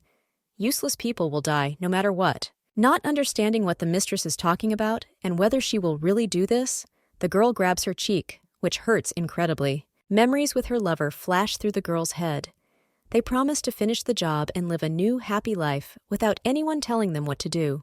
The girl did nothing but listen to Sophia, constantly following her every order, even the stupidest one. Even by all rights, she does not expect to die. Standing up and brushing off her dress, the woman angrily says that daring to kill her would cost everything. She will go to the emperor and tell everything that she was ordered. On top of all this, the dragon was still alive, and if the maid fell, then no one else would ever take on this matter. The queen will be required to behave properly. There's no need to try to harm others, because now these two are in the same boat. Her eyes don't open right away, but the first thing the heroine smells is the chicken she dreamed about so much. Not believing her eyes, the maiden rubs her face, realizing that there is indeed food standing in front of her, waiting to be finished off. The food is too juicy and tasty. If this is a dream, then the lady does not want to wake up in order to remain in this moment. The baby did nothing but sleep for 3 days. Piot knew that everything would be fine, so she made sure that the princess was brought what she wanted. The words come out of my mouth without any problem. Both girls are surprised to notice that the beauty has stopped lisping as before. Kiwi, noticing that the girl has woken up, is not even going to come over. Obviously the teeth have already been cut because the right time has come. The comb did its job. Eileen, a growing dragon, is why she slept for so long before fully moving to a new stage of development. After what happened, it is much more difficult not to worry. The blonde does not immediately understand what exactly is being said. The emperor arrived as soon as he learned that the princess had awakened. It's time to move on. Grabbing the child in his arms, the young man talks about how much he missed him. The sleep was sound, but quite good, which affected. The man came running almost as soon as the lady woke up, even abandoning his work. He values those he holds in his arms. Raising the beauty, even the king notices that she now speaks well. They have 2 good news. The first and best news is that the adoption process will be completed tomorrow. All that remains is to take an oath and put a seal. Smiling, the emperor waits for the girl to call him daddy, as she did before when she was younger. Sophia, who appeared out of nowhere, chuckles. This is not a family, because before they even put a seal on it, they began to pretend to be.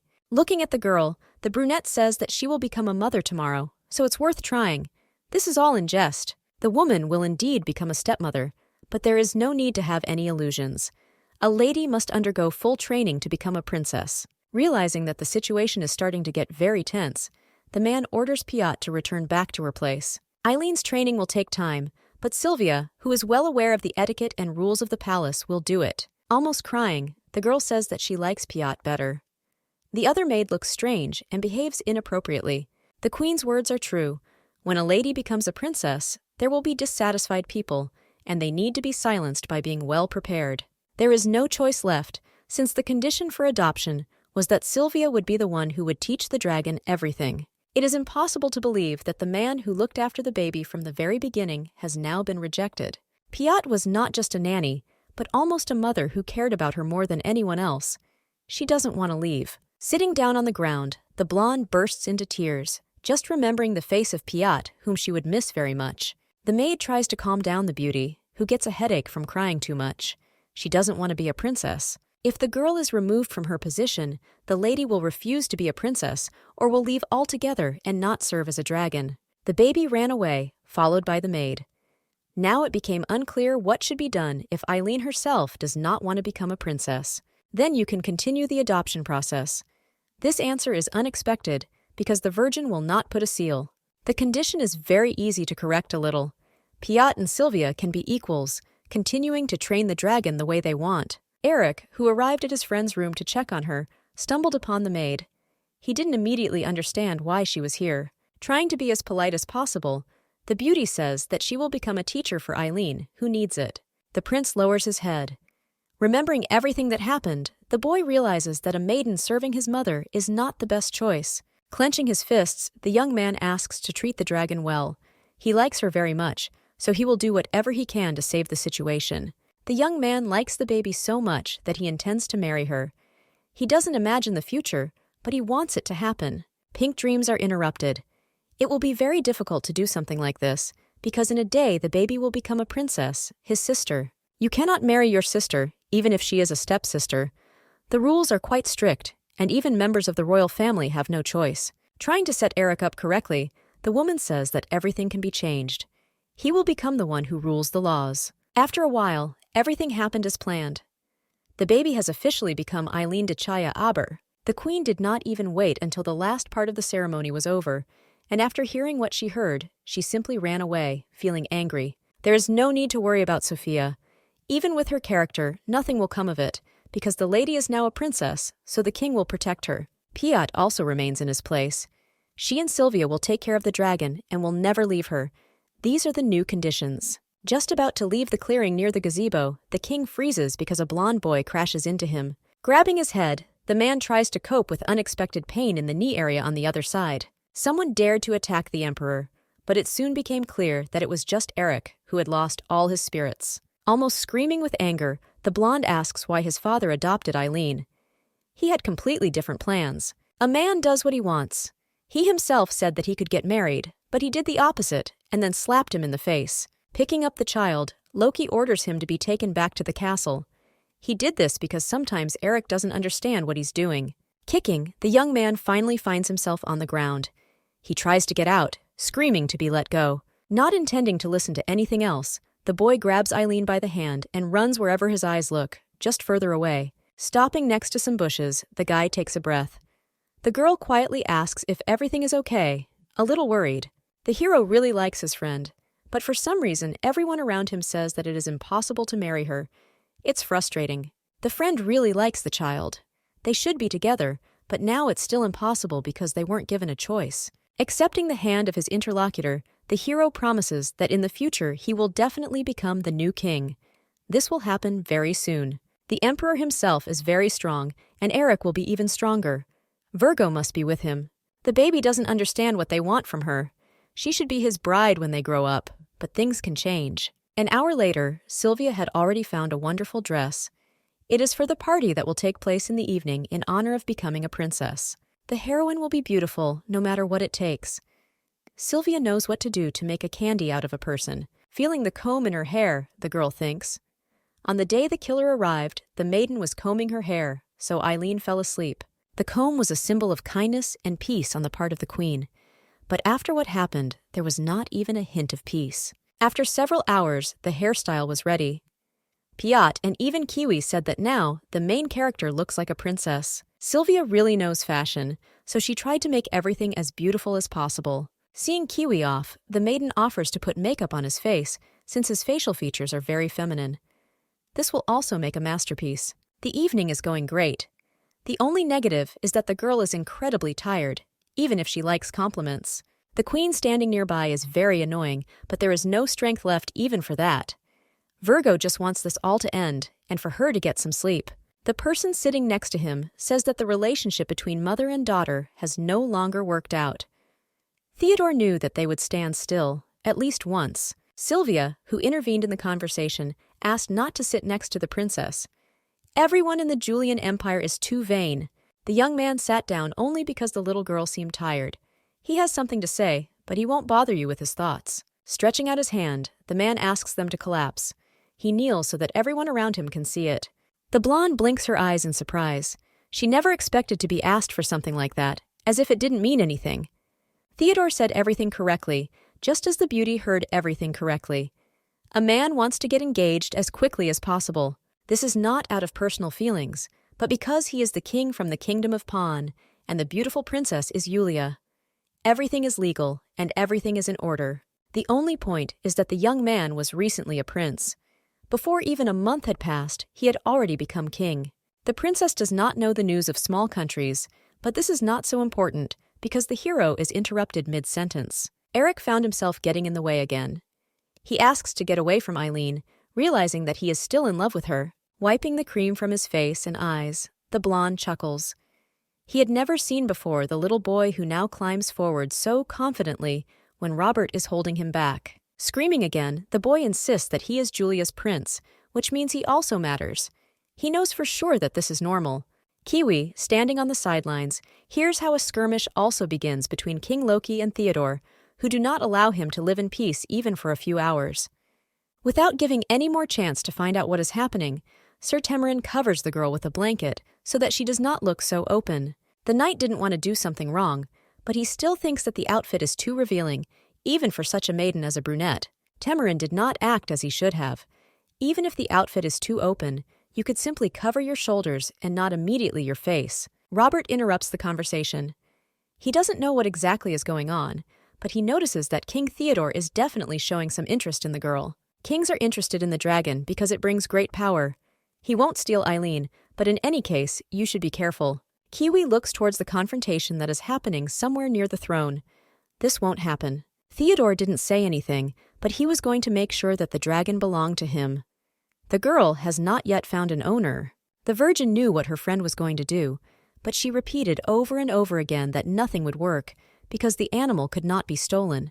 The young man remembers everything, but understands that he can make sure that the baby comes to him on her own, without any coercion. A stone for animals seems absurd. Previously, Kiwi considered the dragon only a beast, so she just has to believe in success. Theodore asks to help just once and arrange a meeting, even if the lady refuses. She can't do anything reckless. The girl continues to refuse. She had already forgotten that her house fell because of the war that Julia started. Therefore, it is in the woman's interest that the dragon goes to Theodore. Theo is very wrong. The beauty pulls her hand out of the death grip, not intending to do anything about it. The girl outgrew the moment when she blamed Julia. The house was lost only because of the greed of the father, the head of the family. Just about to object, Theodore is interrupted again. A voice, painfully familiar, asking what's going on. Of course, it turned out to be Tamarin. This is not the first time the girl has said that she doesn't want to, but she is literally forced to. Both freeze with frightened eyes. One can only guess about what exactly the knight heard. Red-haired is disappointed in Theo as a man because he so openly harasses a girl who is trying to leave. The brunette exhales. The guy didn't understand anything, so, assuring that everything is fine, the lady tries to take the commander away. The next day, Kiwi volunteered again to look after the princess. She wanted to know if the pendant worked. The girl was very tired because of the party, so she decided to come to the park to relax a little. Eileen wanted to go to the garden, but the woman did not dissuade her ward so as not to look suspicious. Theo does not know how to retreat, therefore bowing. He rejoices at such an unexpected meeting that took place in such a place. The baby asks what the guy is doing, but he just keeps talking about the engagement. He needs to be much closer. Yesterday, the blonde addressed the princess very politely, but for some reason he switched to you, as if something had changed. Walking further, the hero points to a beautiful bird. Children really love something similar and beautiful. There are a lot of beautiful birds around, which are also very rare.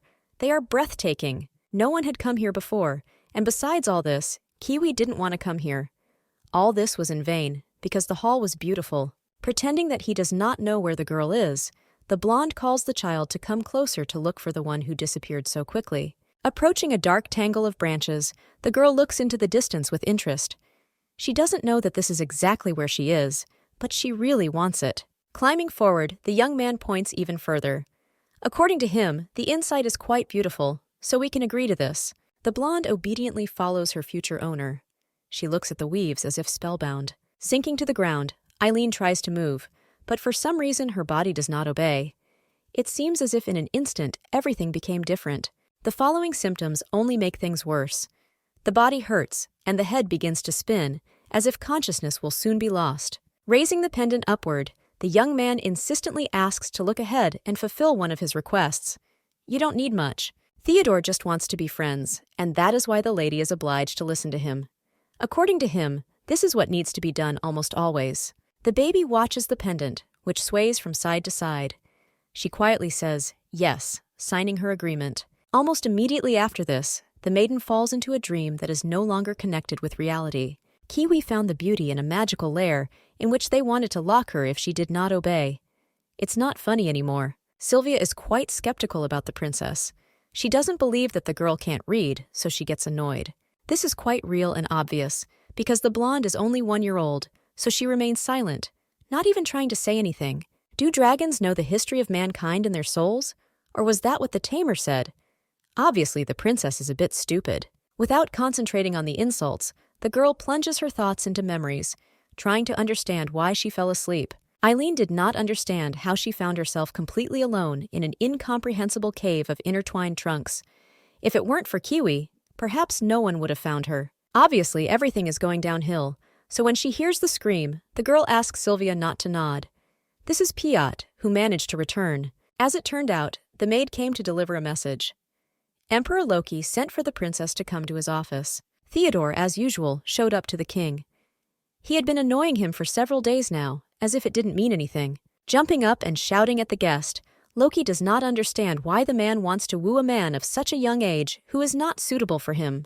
The scream stopped only because of the brunette, who announced that the princess had freed herself and arrived. The girl enters the room and stands with her hands folded behind her back. The red dress matches the eyes and hair, delivering a cuter look. The question is whether the daughter is doing well in school, but the answer is nervous laughter. The little girl cannot tell the truth. The hero missed his daughter, so he called to talk, but an uninvited guest showed up. He ruined everything. Theodore does not back down, so this time he came to ask permission for the wedding from the king himself, who did not like it. Smiling, the man says that he promised to come and did what he said. He is very happy to see his future wife. For some reason, as soon as the heroine saw the guy, her body began to move, as if on its own. The virgin rushes forward to the man. The princess is very sweet, and obviously missed her very much. The girl jumps into the boy's arms, starting to hug him. His Majesty freezes, trying to restrain himself. He watches this whole picture as if he's about to be torn into a million pieces. Getting up from his seat, the father asks his daughter to come to him, but in response, he only hears a refusal. The baby wants to play with Theo. The blonde herself is surprised by what was said.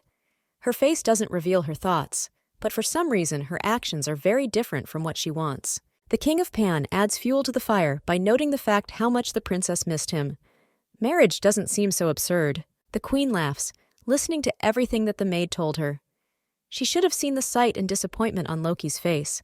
There is no time to laugh, because if the dragon ends up in the hands of the Pan Kingdom, Julia will be in trouble. The heroine understands all this, because she is only happy that her husband is disappointed. She believes that there is no harm if the dragon disappears, because even without him, the empire is quite strong. The animal is causing trouble, and Sophia doesn't like it. The conversation ends here, because Sylvia has already finished with her hair, which means she can be free. Very soon, there will also be a royal meeting, which will be opened by the Empress herself. There will be a discussion there. Neither Robert nor Eric understand what kind of meeting this is, at which both the prince and the princess, without exception, were needed. Julia's aristocrats also arrived. This happens because of an important proposal received in the kingdom. The queen pauses, and then says that we will talk about the marriage of Princess Eileen, who is now standing next to her. Everyone knows that Pan used to be a colony of Julia, but more recently gained independence and became a separate kingdom. Pan is a small state, but with the help of the empire they can become better. Sophia is too active in protecting the city. Even Gilbert steps up to say no. Eileen is not simple, because she is a dragon that cannot be given to another kingdom. The queen finds an answer even to this. Marriage is marriage, so nothing bad will happen. The baby may not recognize Theo as her master. It would be best to give the girl to a state that will be useful in the future. In any case, she will be obliged to marry. There's not even anything to say. The dragon also admits that there is meaning in the queen's words, but no one around him likes this whole idea. Eileen understands that if she is asked about what is happening, she will say that she likes Theodore, because something is wrong. The only hope is in the king, who is silent. Loki is not going to object, but Eric does it instead, and he screams. First you need to ask the girl. The boy acted courageously, but at absolutely the wrong time. Virgo understands that now everything will be decided because she will say something wrong. The father still intervenes. There is only a meeting in the hall, because no one is going to marry the daughter on the same day. This won't happen. The queen also behaved completely incorrectly. The girl is still just a child who cannot decide for herself and her future. Usually weddings are held early, but this goes beyond boundaries. The only one who is against it is Theo, who, according to his own words, is being made to wait too long. The man was the first to start talking about matchmaking, not wanting to do anything. He cares about his state. Loki orders the king to retreat, because this is a place for discussing state affairs. He doesn't agree because it's his wedding. Eileen knows this is the end, because the guy changes direction and heads straight towards her. Kneeling on one knee, the young man asks if she will marry him. The face contorts with anger, but the mouth again does not obey. Without allowing them to answer, the brunette interrupts both. The man has been holding back for quite some time, but after everything that happened, he has no more strength. Drawing his sword, the hero orders the king to get out of pawn. You cannot humiliate Julia and the princess, who do not want this. The blade rushes forward quickly, but instead of hitting its target, it is stopped by a hand covered in scales. The girl deflects the blow, which causes the sword to crack. She moves closer to Theo, who smiles, realizing the plan worked. The princess blocked the king from the other side. The aristocrats begin to whisper because this serves as new evidence. The girl protected her future husband at the cost of her own life. She wants to scream because her body doesn't listen, doing other things. Theodore wastes no time in asking if she likes him and if she will marry him. The answer is obvious, because the girl wants to become his wife. Addressing the princess for the last time, the young man asks if she will kill all of Julia's people who have gathered here. Lowering the baby to the floor, the hero also adds that this will all be done only for his sake. The start is near. The words fly out as if on their own, so the heroine says, "Yes." The face begins to become covered with scales, and the eyes take on a red tint. Then a mess begins in which everyone is involved. The fire burns in different directions, thereby preventing the others from escaping. Sophia rushes to Loki, begging him to do something. It was he who brought this dragon to the castle, so he is obliged to do what is necessary. Standing for Eileen, the young man quietly asks for forgiveness. He is the emperor of this country and must protect the people at the cost of everyone else. Raising the sword, the hero tries to restrain his emotions, which strive to come out. He wished he didn't have to kill the one he loved. Robert grabs his father's back while Eric hugs Eileen, saying that this shouldn't be done. He is wounded because the king did not have time to stop. Theodore smiles. The princess stopped, but this does not mean that the matter should be left unfinished. As soon as only ashes remain from the castle, they will go to Pan. The girl does not want to do what she is told to do. The only thought in my head is how to avoid this, but nothing works yet. The little girl decided to blow herself up because she wasn't going to release fire that wouldn't listen. Everything around is scared. The king turns around to give the last command.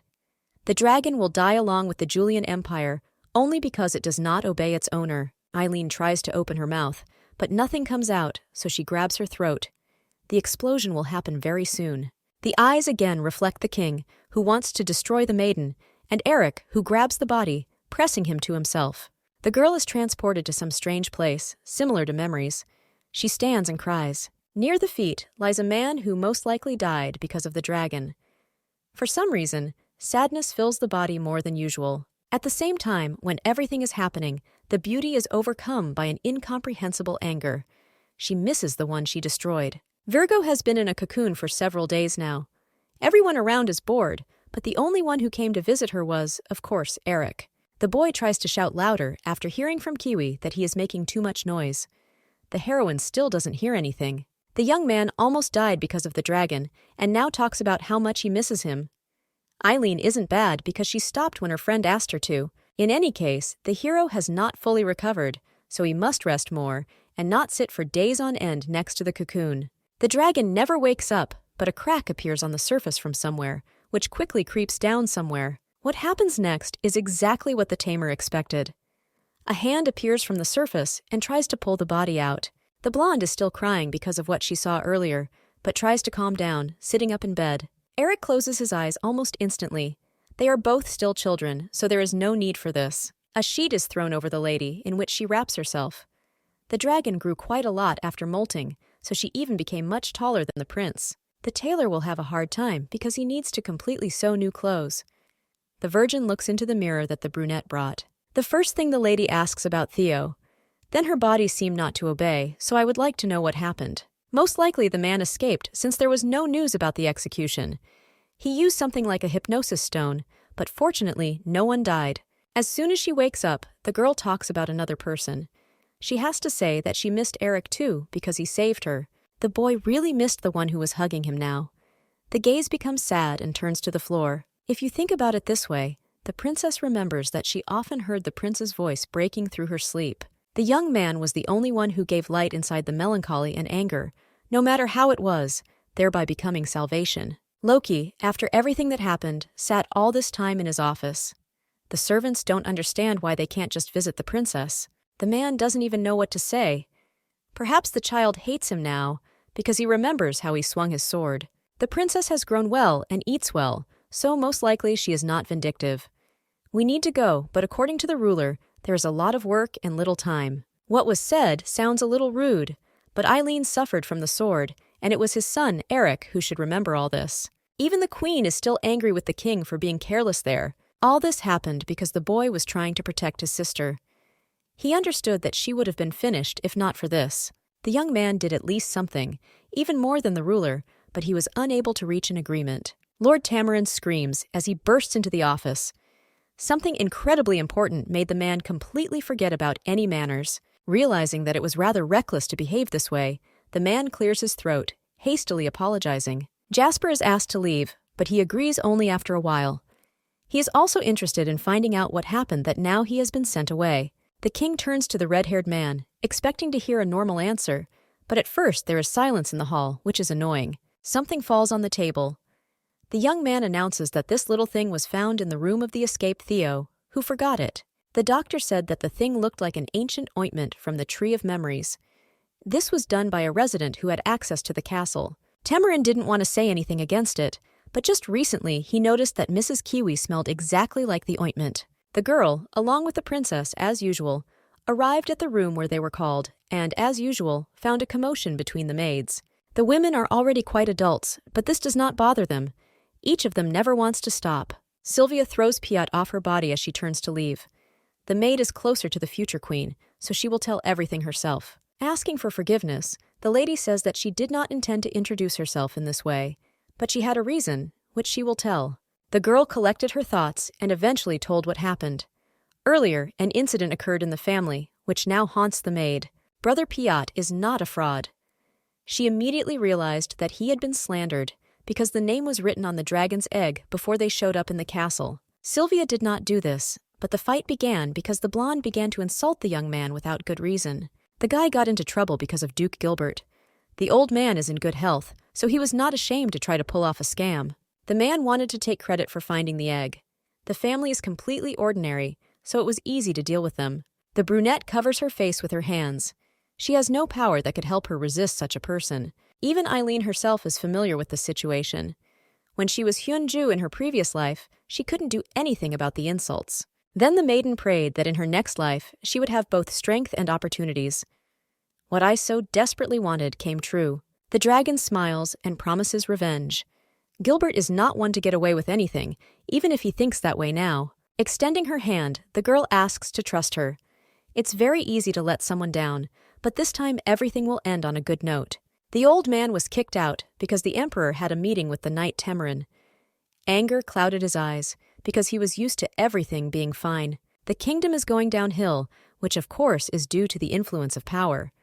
The thoughts are interrupted by Sylvia, who frightened the duke. Smiling, the girl tries to start the conversation with a greeting, but the old man immediately asks what's the matter so as not to linger. This time, it was not something for the queen's benefit. They heard that his grandson had recently been born, so they prepared a gift. The envelope bears the seal of a magic cloth master from the country of Tryon. Her Highness is handing over such a valuable thing. This is not what you want to do, but the lady will hand over the rest of the gift in person. They have an appointment. The queen is in the room. She had already gotten tired of waiting for Duke Gilbert, who did not arrive immediately after the conversation. Almost immediately, the Empress presents many gifts. The man had such a significant event that it deserved attention. The Duke and the Kochkin family did a lot for Yulia and Sophia herself. You shouldn't forget about this even for a minute. The Queen's skillful coquetry is simply amazing. It was this, as well as his appearance, that was once able to defeat Loki on the spot. The lady was up to something because she didn't really care about favors before. Virgo only says that it's time to think about the future. The man must help Eric become king. When this happens, the grandson will be able to become an archduke. This seems magnificent because it will be the only race to achieve this. 2 precious children will lead Julia. Smirking, the duke does not hesitate for a long time. He kisses her hand, saying that this is a wonderful proposal. Piat, who assembled the princess, has been looking at her work for several hours now. A smile lights up on your face. The girl is dressed in a beautiful yellow dress, similar to the sun, with flowers embroidered on it. The outfit makes your eyes sparkle. The dress immediately catches the eye just because of its elegance, making the princess more cute. If Eileen had told Piat, she would have helped. But since time has passed, one can only wonder where the dragon is going. The beauty wants to get into her father's office. He had never visited the maiden since she emerged from the cocoon, so she would do it herself. Perhaps the man lost interest because his daughter almost destroyed Julia. Piat is trying to say the opposite. The maid knows everything, and even the dress, which was definitely not chosen by the queen, hints at this. It was Loki. His Highness is waiting for the lady to be the first to decide to visit the estate. This first step will be the most important. Opening the door, the girl greets her father, but immediately realizes that the matter is going in vain. The face is incredibly scary, and the eyebrows are frowning. The brunette folds his hands on which he leans. He doesn't seem to have much enthusiasm for the lady who has arrived. The man gave the order for Kiwi's arrest, so he won't say anything so as not to upset the child who is so attached to her. I want to talk normally, but the girl seems too cute in this dress, which looks great. The blonde watches everything that happens, involuntarily noticing that the young man is gritting his teeth. Her arrival only angered the king more. If the father really has lost interest in the dragon, then nothing can be done. Virgo does not want people to hate her. There is still nowhere to go, so the heroine decides to try to cheer up someone who is sad. She asks to go forward, assuring that she will be nearby. Freezing, the brunette asks what this means. Obviously, the words had the opposite effect, driving the girl into a corner. The princess is trying to say at least something in her own defense. She tried to cheer up the king, but she went too far. Instead of shouting or acting differently, the young man leans down and hugs his daughter. Father wanted to come earlier, but he never found the courage. The girl came herself and even composed a song that she did not come up with herself. In any case, the good news is that the man wasn't angry at Eileen. Virgo apologizes more because she was the one who was hypnotized and almost destroyed her loved ones. From the very beginning, the emperor knew that this was hypnosis, but most likely it was also the work of Kiwi, who pulled it all off. The lady didn't remember anything while she was under hypnosis, so now she's surprised that the tamer was even mentioned. The conversation is interrupted by one of the guards, who bursts into the office, shouting that the suspect has disappeared. No one knows that Kiwi was kidnapped from Duke Gilbert's estate. They take everyone indiscriminately, but there was something special about her. Such a non-entity as a tamer will not understand what they want from her, even if everyone sees it. That's all there is to know. Without listening to objections, Gilbert opens the diary in which the girl wrote down all the information about the dragon. Now the notebook played its role. The man demands that the full meaning be revealed, otherwise the heroine will die. Eric tries on new shoes. He carefully examines the polished skin that sparkles in the sun. The prince likes shoes. The sadness comes from the fact that Robert, and even Eileen, are much taller than himself, although recently everything was different. Jesslyn tries to explain that the prince is already beginning to grow, but only little by little, because he is not a dragon. Even Eric doesn't like this arrangement. He wishes to grow up quickly and become as tall as Loki. The father's voice is heard from behind. He chuckles because he didn't know that his son dreamed of such a thing. The man bursts into the young man's room whenever he pleases. The hero came to check if the wound from the sword was healing well, but the blonde shouts that he never worried about him, but only pretended to. Eric is not allowed to speak in such a tone with the king, but if it is his father, anything is possible. Eileen was made a princess for the same reason, only by becoming a king. Just like Loki, will the young man be able to do what he wants? He hastily asked the brunette to leave the room. My mood dropped sharply. The emperor wanted to thank him for saving his daughter, but his son disappointed him. He will not touch the boy so that the wound does not open, but the palace belongs to him, so he can go anywhere and any time. If the blonde decides to be insolent again, his father will personally teach him good manners, if his mother did not do this. Piat decided to help the heroine, and this time she dressed her up herself. The clothes turned out to be too comfortable, even compared to the dresses. The servants managed to prepare only a simple outfit, since there was no time left, but it turned out to be quite comfortable. In any case, the lady is not coming to have fun. From this day forward, she will be taught the art of self-defense, so she will know what to do. Not quite understanding the meaning, the lady sighs. She can just breathe fire, so she's not going anywhere. Sylvia laughs. All aristocrats are taught this so that later they do not spit ignorant fire, as the princess wants. Still not understanding the need, the lady still agrees. She doesn't want to argue with the maid, so she gets ready to go outside. There is no need for this. According to Piat, Prince Robert will arrive soon and is going to study with her. Before she can finish her next sentence, the lady notices her brother, who asks for an apology for being late. During the time they did not see each other, both Eileen and the prince changed a lot. The girl has grown much more than expected. Immediately rushing forward, the heroine asks what happened while she was sleeping, receiving temporary silence in response. After what happened with Theodore, the young man trained a lot with the commander. After everything, he even visited the kingdom of Tryon. It was all because of guilt. That day, the hero could not do anything, so to calm down, he decided to improve. Today, the brunette will teach his sister the art of self-defense. Temarin said that the boy could do it. The young man still lacks quite a bit to protect his girlfriend, but at least he can begin his training. Robert has matured a lot. He is younger than the previous heroine Hyunju, but is still considered a caring older brother. Smiling, the lady thanks him for agreeing to the terms. She will try hard to do the best she can. The training never started. Eric was the one who interrupted everything, saying that he could make sure that Eileen learned everything. The prince is literally blazing with fire and is definitely not going to retreat. Something made him very angry, so his brother offers to teach together. There is no big age difference between the guys, especially since you can do whatever you want. The conditions also do not become what the guy accepts. Grabbing the girl's hand, the young man drags her towards him, saying that he will be the one who will do everything. Robert isn't far behind, grabbing his other wrist with his hand. The elder brother must teach his sister, but according to the prince, his skills are not inferior to others. The blonde is shorter than Eileen, so if an accident occurs, she will not be able to be helped. The words merge into one picture, so, unable to stand it, the lady asks to stop. Turning around so as to throw off the guy's hands, the lady once again asks them to stop, but in a more rude manner. They both cannot teach anything to the one who made them fly in different directions, literally after one blow. Tamarin entrusted the case to Robert, but he cannot say anything because he sees blood on the guy's face. She miscalculated her strength a little. While wondering what to do next, the lady is interrupted by the queen, who is screaming for Eric. Sophia arrived at the premises quite on time, as if someone had notified her. She asks for a report from Sylvia. The lady is not sure. The princes began to quarrel, so the blonde immediately ran after the queen. There is no help from her. Building her own chain of events in her head, the heroine realizes that her child was offended by Robert, who started it all. The young man came to teach Eileen self-defense, but during the training the blonde man intervened, who then accidentally fell. The brunette has definitely grown up. Previously, he could not even look up, but now he answers, looking straight into the eyes of the offender. The past Queen Nobalis is very similar to her son. This woman's face looks like nature copied everything. Such similarities and the fact itself tear Sophia apart incredibly, almost daily.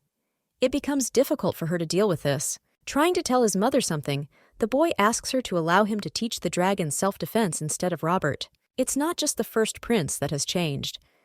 The queen noticed that her son was actively trying to suppress his rival, especially when it came to his friend. The heroine is disgusted to see Eileen, but as a mother, she is simply obliged to support her heir so that he does not get offended. The young brother's younger brother makes a strong request, because there is nothing complicated in self-defense. One could give up one's place. The king also arrived just in time because Piot ran after him. He understands that this is not necessary. The kiwi has been sitting in a cage for several days now. They brought her chicken for lunch, but she was already tired of this. The girl is not the head of the estate, so she will eat what they give. Still, no one forbade making jokes. Gilbert had long ago confidently told the queen that he could get information about the dragon, but the girl guessed that the duke was in a hurry. The girl's life is in the hands of the old man, but she is not afraid, since he has already repeatedly said that he would do this, but did nothing. The man is shaking with fear, but at the moment he is angry. If Kiwi dies, no one will decipher her diary. The whip does not work, so the hero says that Sophia and Eric are behind him.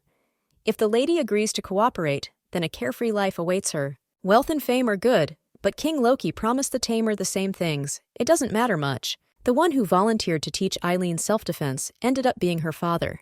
He began to demonstrate techniques, asking if he was cool in action. The heroine would not like to see something like this, but putting her opinion far away, she says that the emperor is the best. It was in this way that His Majesty decided to pacify his sons. He will do the training himself. The man said he would become a teacher, but now they are both idle. This doesn't look professional. Sighing, the young man notices that he feels hot. Floor-length clothes covered in jewelry are not the best for working out. Eileen is not hot because she is wearing thin clothes that keep her cool. The suit turned out great. Examining his daughter, the man says once again that it's still better not to wear something like that. The dress is too simple for a princess. All previous dresses were chosen by the king, so they were lush. The guy likes different suits, but he likes jewelry even more. With these words, he points to the stones on his robe. These jewels belong to the kingdoms that Julia doomed to destruction throughout her existence. For some reason, the dragon never thought about where exactly they came from. Now, everything has fallen into place. Julia is a great power that reveres military affairs. The country craves the power and strength of the dragon because the king has become famous as a conqueror. It becomes obvious that the treasures that the country has are taken away from weaker countries that have fallen. Thinking about everything that happened before, the girl quietly asks if it is necessary to fight. The man does not immediately understand why his daughter decided to ask something like that, but according to her, she does not like wars. The fear of getting hurt is the worst, but don't worry. Father will never make the same mistake as with Theodore. That's not the point at all. The lady does not want to see how a strong country tramples a weak one, and this is all in association with the past. One could tell the truth, but it is difficult to reach the heart of a man who is even ready to kill his daughter for the sake of the country. Smiling, the maiden says that she does not want the emperor to accidentally get hurt or die. These are also sincere feelings. Nodding his head, the king thanks. Nobody ever cared about him, so now he accepts it. The baby was the first, and most likely the last, to say something like that. This brings joy even to himself. Having received a new life, the heroine wants to learn only the best and learn to protect herself too. It's not entirely clear to her yet how to achieve this, but she should start from the bottom. Robert will help you in mastering the basics. He, of course, would not refuse his sister. She's going to do just that. Running to the boy, the blonde asks him to teach her to read. First, you need to learn all the letters. The boy did not think that his sister could not read. She listens to the king's lessons, but cannot read a word. The maiden has no dragon memories, but knowledge at the level of a 1-year-old child, which she is. Sylvia does nothing but shame Eileen without teaching her anything. The prince will be the one who will be more gentle and help, so that later he will not have to actively regret it. Only one young man is interested in why the maiden asked him about this and not Eric. No one suspects that the boy is standing behind the shelf. Eileen is also next to her brother, trying to explain the reason and answer the question normally.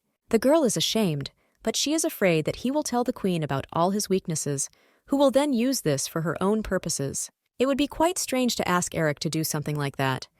Virgo is trying to come up with a worthwhile reason that will fit. The dragon cannot say the true reason, because he understands that it will sound rather strange. Smiling, the heroine says that Robert is simply the smartest, so he will do it better than anyone else. This does not mean that the young man is dumber than his older brother, but the brunette can do it better.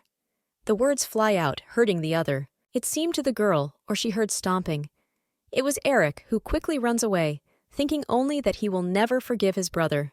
Heading straight to his mother, the boy throws open the door of the chambers, without even trying to show his good manners. Emotions are seething over the edge, so the young man does not pay attention to Gilbert, who has recently been constantly next to the queen. The old man understands that the conversation is private. There is no more room for him, so he hurries to take his leave and leave. Lowering her head on her hand to relieve the pain a little, the woman asks what happened so important. The blonde remembers that his mother promised to become a king for him, and that this will definitely happen very soon when he grows up. The girl must hurry up and do what she promised, just so as not to make everything worse and increase her anger. Lowering her hand to her head, the empress smiles. She will give her son strength since he is so determined. In order to do everything right, you first need to choose the most important moral qualities that the king possesses. The boy doesn't know this, so he calls it a feeling of patriotism and a heart filled with love for the people. This is undoubtedly important, but not as important as everything else. Composure is more important. There is no king whose hands are not stained with the blood of his family. The father is also the same, because he did it more than once. Everything will work out because the blonde inherited Loki's eyes. They are filled with coldness and anger that will find its way out. Sophia would not want such a fate for her son, so the blood will end up on her hands, while the guy will maintain composure. The girl did not take her father's words as truth, but in the end, they prepared a new tracksuit with a veil for her. A new dressmaker named Olivia found a way to make even her workouts more elaborate. The costume emphasizes nobility. His Majesty ordered all the costumes to be decorated with stones, even after the lady said that she felt uncomfortable. After Loki did as he saw fit, Eileen was going to give him a hard time in self-defense lessons. When asking about his well-being, the Emperor receives the answer he would like to hear. The only question that remains is what a woman dressmaker does on the field. It was the first time the princess had worn a tracksuit made by Olivia, so she personally wanted to see and remember the image. The emperor gave permission. Virgo doesn't care. Obviously, the newcomer might be watching since they both love shiny things so much. Turning around, the heroine transforms into the half-dragon form that she is currently capable of. The light spreads around, a little blinding. If she does this, it will only be better. The jewels on the transparent robe begin to sparkle, making everything more beautiful. Eileen shines too much, making it so that no one can really open their eyes. She thought her father would like it since he loves stones. With such radiance, the girl is almost the spitting image of a dragon, which she dreams of turning into very soon. The joke went on a bit.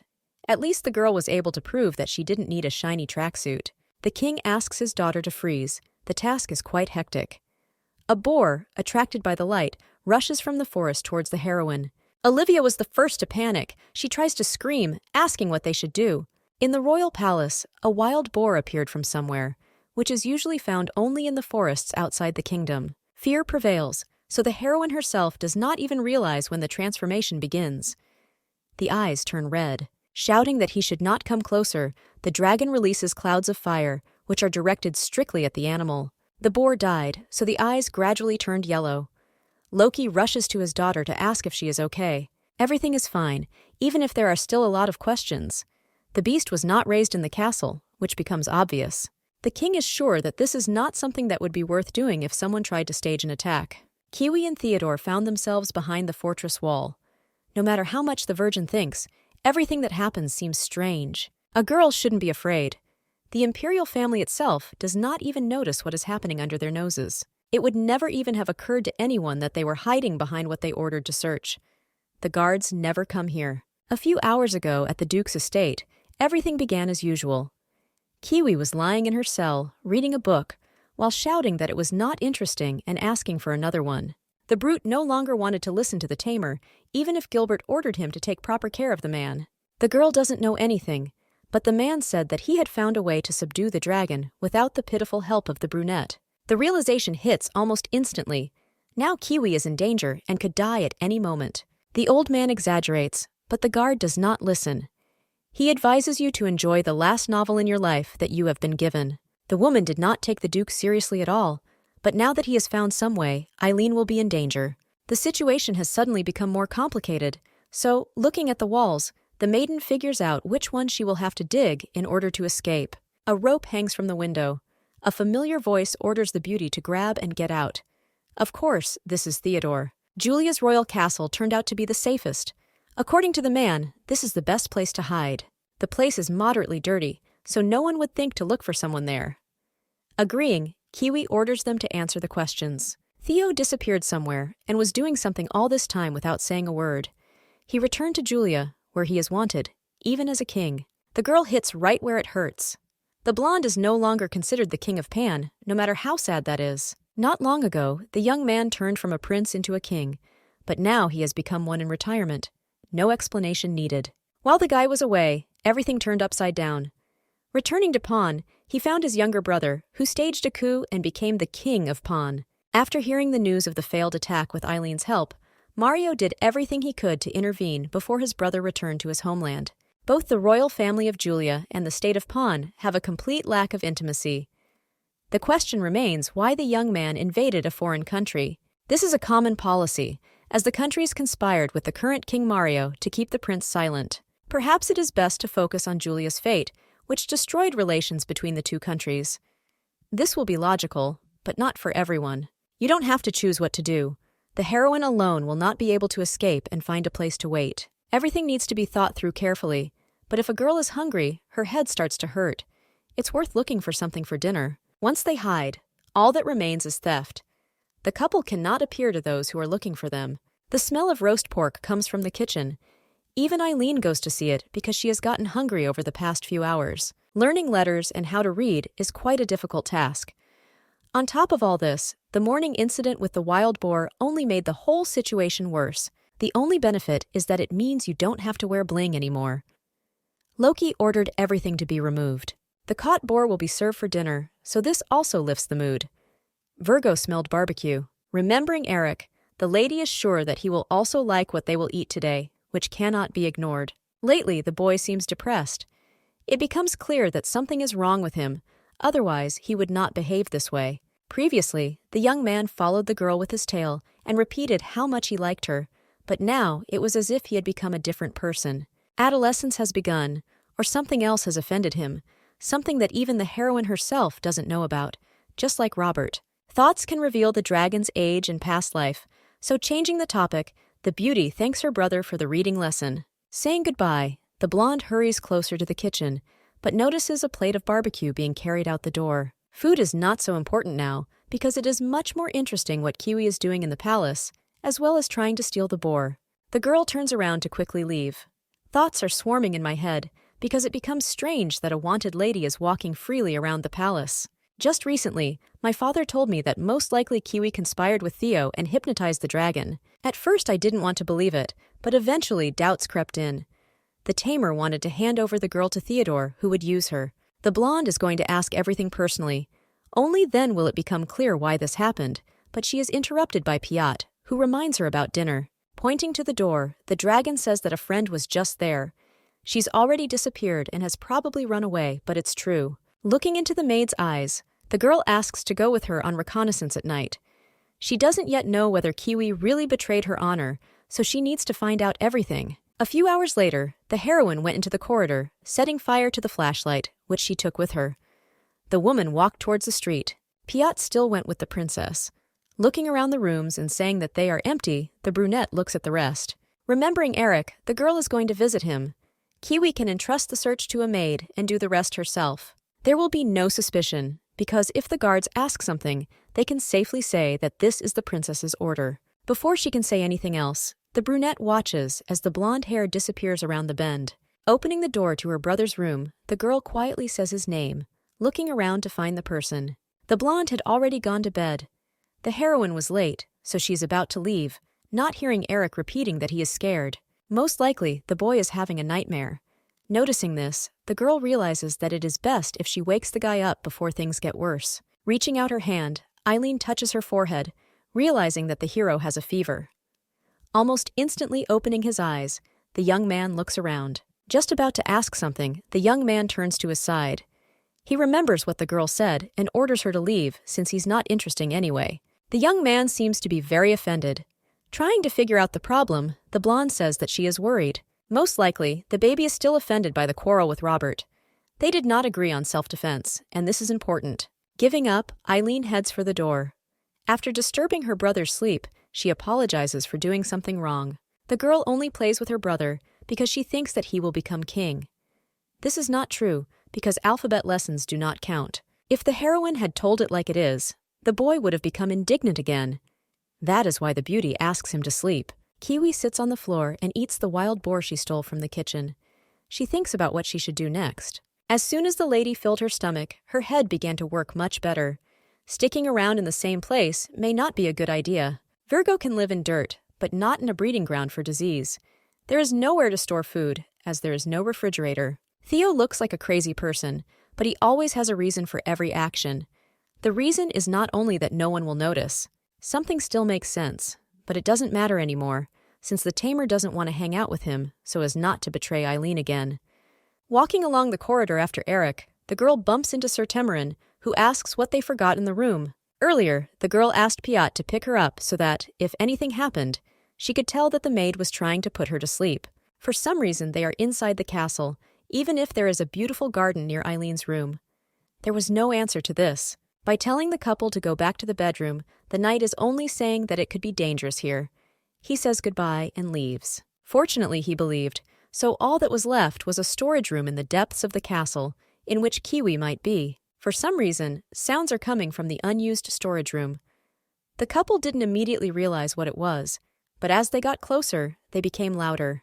All the rooms are empty, so only the storage room remains.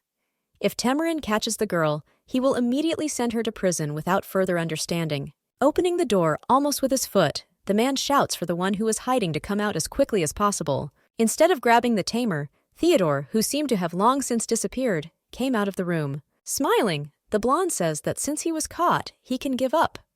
He was counting on a different outcome of events. Sitting down to study, the beauty feels that she is falling asleep. Yesterday's night forays did not end well. Piat, who is also yawning, asks the lady not to go against her will. Robert gave a task, it must be completed, but not right away. Changing the topic of conversation to something more important, the beauty asks if Theo confessed. In the end, nothing happened. The maid recently casually asked the knight, and found out that he couldn't even get a word out of the prince. Then it turns out that the man's connection with Kiwi is still unknown. They don't know what exactly is wrong. Virgo lowers her head and sighs sadly. She doesn't understand what exactly is wrong, still trying to figure it out. The voice seems familiar, so it becomes clear that it is Kiwi. She comes out saying she came to talk. The maiden was not going to give the dragon to Theo, only starting the story from the very beginning. They had known the boy for a very long time. Even knowing the king well, the maiden did not allow the thought, simply warning him that it was impossible to steal the dragon. It is true that the lady did not make more efforts to stop him, but she simply did not know that everything would work out. The girl came to apologize before leaving, but Piot asks her to give up. You can't get away with mere words after what happened. The lady made a contract with Loki, and if she escapes, she will become a criminal. Everything is correct, except that the king has a bad character and does not want to be executed. That is why the best decision is to run away. The blonde stops her friend, saying that they will do it together. The daughter will persuade her father to have mercy on the man. The girl intends to take care of her loved one, since she decided to apologize. Gratitude splashes in the eyes, but not for long. Eileen calls the maiden along, ordering her to wash and change clothes. Sir visited Theo. Even the great king fell lower than ever, pretending that nothing had happened, although now he himself is biting his own elbows. Gilbert saw that he rescued Kiwi, who, as it turned out, was in the Duke's castle. This is the criminal who Loki himself was looking for. The man violated the search order and hid such a person on his estate. He was caught and made to regret all the choices he made. In any case, the young man wins. He shouts that the king will not believe it even if he says that bread is made from wheat. This is no longer important, because Gilbert arrived on a completely different matter. He demands that the entries made in the diary be deciphered for him. Olivia was invited back by the princess, which was a surprise after what happened. Running around, the maiden asks what outfit she needs. Trying to put her hands out in protest, the girl says that today the dress will be for someone else. Crawling out, completely wrapped in a sheet, the brunette asks only for her robe back. She would like them to do nothing. The woman jumps back, slightly startled. Man is like a larva, or rather a parasite, who betrays. Noticing the brooch, the lady immediately recognizes the coat of arms of the Goldham family, the master of the magical fabric of the kingdom of Tryon. Covering herself after all the screams, the maiden smiles. She promises that she will wear the fabric that this girl sews. In the past, 20 years ago, Kiwi suffered greatly. Wherever she went, everyone drove her away, saying that the girl was a witch. The only one who offered his hand then was Theodore. He said that the lady did not look like a witch and accepted her for the palace. Lunch begins. Loki takes out the utensils he needs, telling the family that they can finally start serving food. The brothers evoke an atmosphere of unfriendliness. They are like strangers, even if they have never gathered together at the same table before. Even the queen was surprised at such a sudden outburst on the part of the king, who did not even explain anything. The man is surprised that no one believes that he simply decided to eat with his family. No one had done this before. Last time, a dinner party was canceled because the barbecue they were preparing to eat disappeared. No one even suspected Kiwi, so the lady will have to hope that her friend is obediently hiding in her room because the robe is not ready yet. Actually, the dragon herself is still a child, so it becomes unclear who is watching whom. In any case, since everyone had already gathered, there was no choice, and it was necessary to listen to the king. He begins his speech. The first question is addressed to Robert. It's his birthday very soon, so the emperor asks if the boy wants anything. The queen almost laughs. For some time now, the guy began to worry about his son's birthdays, especially since everything was different before. According to Sophia, the man openly shows that he will side with the first prince, no matter how it is. Asking Eric to say something to his mother, Aber also notes that it was his son who said that he never cared about them. It's right. The blonde doesn't doubt it for a second, not intending to at least somehow change his decision for the worse. That is why the emperor decided to take care of his sons now, so as not to hear anything like this ever again. According to the brunette, he doesn't need anything, even if some desires are still present. His father is going to choose for him. In the end, they decided that Robert would take part in the hunters' competition. Leaving the room, the blonde notices Kiwi, who calls her to follow her. Olivia lent the clothes. The most important thing is that the Queen has been in cahoots with Duke Gilbert for a long time, and no one knows what they will do. When everyone was at dinner, the heroine noticed that the Duke went into the Queen's room, and there Sylvia and he, as well as Jesslyn, were whispering. Even the head maid is involved, which seems strange. She couldn't tell what was wrong because it was too quiet. The only thing that was heard was a speech about a shell made of scales that was previously in the castle.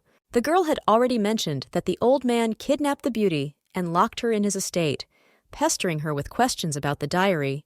The man wanted the heroine to decipher everything that was written, and then said that now he has another way. After all that has been said, it becomes almost immediately clear that the hero is preparing a conspiracy against the dragon in order to overthrow the child. The Queen also became suspiciously quiet. It seemed that her feelings had changed, but she still hated the girl. As a result, the mess was just beginning to take new turns, but there was also a plus in all of this. It's small, but noticeable. The sworn enemy Piat sang with the enemy of the princess. It immediately becomes clear who exactly we are talking about. Kiwi walked back into the room. They need to discuss something, and so, while explaining the situation, the lady implies that they can no longer sit without action. The princess does not know exactly how everything will end, but the first thing she plans to do is to establish surveillance of the Duke. The tamer's diary is still with the old man. There is a possibility that the Queen gives orders, and he obeys them. Briefly guilty, Kiwi will become one of the most important in this cycle. Gilbert still doesn't know where she's hiding. A woman should only remain calm.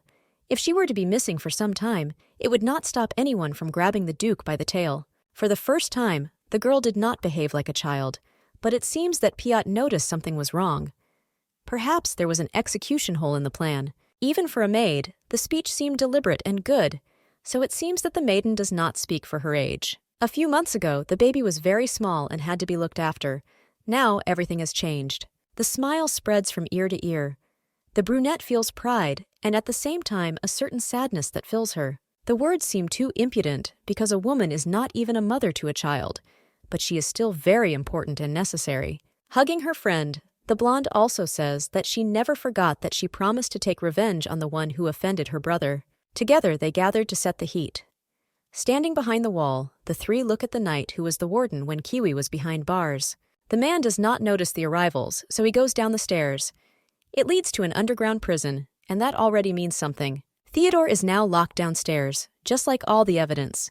It is worth going down quietly, but very quickly. They stop, but it's too far away, so you can still hear absolutely nothing. There is no way to get closer. Until the night goes back, you can hide behind the boxes so that nothing can be seen in the dark.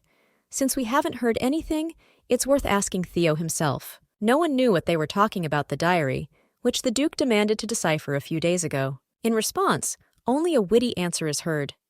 The blonde demanded painkillers, but if they didn't bring him, there would be nothing to talk about. Pointing to the next cell, the young man asks to give it to the prisoner who makes two loud noises. Each of them behaves inappropriately, but the warden doesn't care, so he obeys and brings the pills to the other. Happy with the work he's done, Theo says he's almost done with the decoding.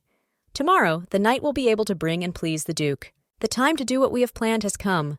When the young man leaves, you need to quickly get forward. Taking off her hood, Eileen de Chaillet looks at the prince, who jokingly says that he has already missed her because they have not seen each other. There is no time to laugh, therefore, in order not to irritate the dragon. The lady orders him to answer what they talked about with Gilbert's subordinate. The guy decided to decipher his friend's diary in the same way as she herself was asked to do. It becomes clear what exactly the catch is. Kiwi reaches out to pick up his diary, but Theo moves back. His own life depends on this notebook. The young man offers to put forward conditions, but the dragon no longer listens. She turns into her form, screaming angrily. The brunette jumps forward, stopping the girl. Do not forget about abilities, because this can play a bad joke. A hoarse voice is heard from one of the cells. He asks if there is really one dragon among the arrivals. Piat's eyes fill with tears, which strive to break forward like a waterfall. This voice is very familiar. The man pressed against the bars tries to say something, but fails. This is Brother Will, who has been sitting here for a long time. Kiwi does not immediately understand that the eldest brother of the Piat family has left here, but Eileen immediately recognizes him as the man from the stories. The conditions in the prison are very bad, so the disease begins to worsen. He tries, but nothing works. Thanks to Mr. Theodore, the young man was able to at least take painkillers, which helped a little. It turned out that the hero is the maid's brother. His condition seems too serious, but since the king does not know what kind of disease it is, he could not get anything else. To get something effective, the guy needs to be shown to a doctor, who will tell you for sure. According to Theo, if he is pulled out, he will take Will with him. You may not fall for this, but it seems like a pretty good condition. Tomorrow, the hero promised to meet with the old man. If they help him get out, they will immediately receive 3 advantages. Firstly, the Duke will not get Eileen's weakness in his hands. Secondly, this is a chance to show Milady's brother to the doctor. And thirdly, the diary will be returned to its owner. Eileen Dechaya must quickly make the right decision. She understands that it won't be easy. The king, who has lost his princess, searches the room, loudly shouting the name of his daughter, who seems to have disappeared from sight. The baby is busy with homework from Robert. She doesn't understand what happened, so she asks her questions. The man asks not to worry. 2 criminals who had been there for quite some time escaped from prison. The girl knows, because she helped them, but she listens to how chaos has been reigning in the vicinity of the royal palace lately. That is why the young man decided to organize a security system. Eileen is forbidden to leave the castle. Several guards will be posted near the room, but this will not last so long, so it's not scary. The surveillance of the Duke will be stopped. Piat tries to say that the princess will be too bored. Sometimes it's worth going for a walk, but even this doesn't work. The girl should also be careful. Her brother recently ran away with Theo, so the king regrets that he did not kill him earlier. You only need to thank the heroine for loving the maid so much and trusting her. Otherwise, it would be the end of everything. Tamarin, who does not perform security duties, and Kiwi are a separate story. They all don't do what they want. Because of the blonde's decision, Piat found herself in a difficult situation. Even Eileen herself understands that she must do something. We need to think about it before my father leaves.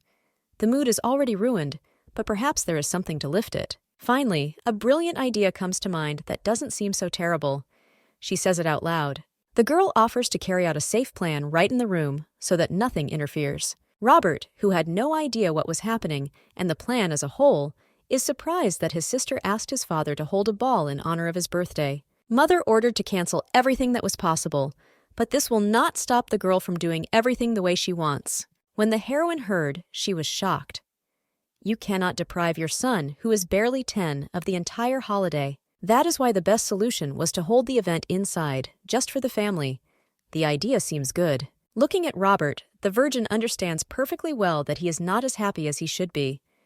Something strange flashes right across his face. Coughing awkwardly, the brunette assures that everything is fine, because he likes everything. Happiness is just a hidden thing. The only thing that worries the boy is Sir Tamarin. All the security in the castle rests on his shoulders.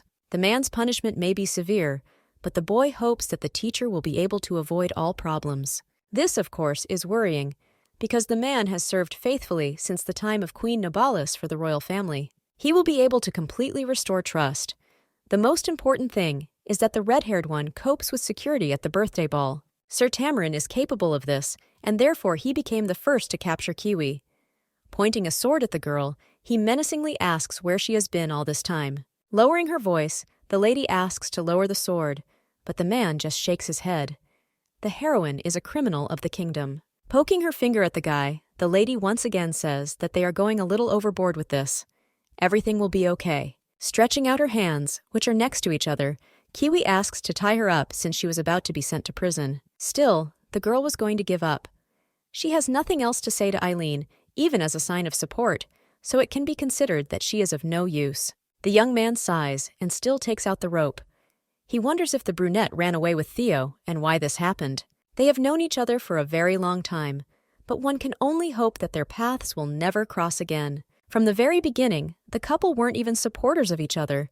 Each of them was for himself, not considering that he needed to count on anyone. Of course, Tamarin is glad that the crime was not the work of an acquaintance, but there are also many questions that remain unanswered. It's still not clear why Kiwi hid for so long. The owner of the guard was very worried, hoping to hear an answer. There were reasons for this. Duke Gilbert was about to do something important, but this can no longer be said because they are interrupted. The knights that were sent surround Sir Tamarin.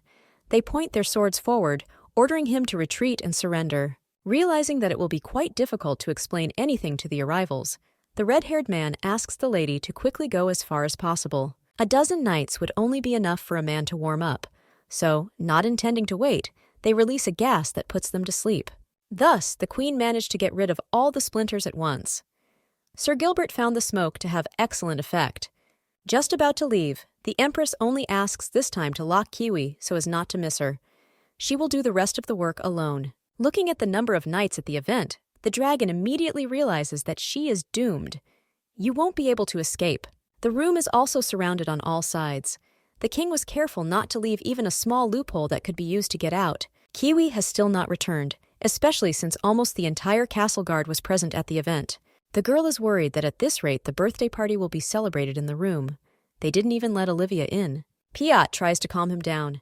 It was decided to hold the birthday party in a small hall in the depths of the castle. It is the brunette who is responsible for all the preparations, because not a single maid decided to do something like this in relation to Robert. This is not because everyone avoids the prince, but because of his stepmother, who can then take revenge for months. The queen is perspicacious, but for some reason, the only thing that bothers her is the fact that everything is repeated again and again, as if it were a past life. Despite the small scale, the beauty promises that she will prepare an evening that will not shame even the prince himself. In any case, the Empress doesn't even care about Piot.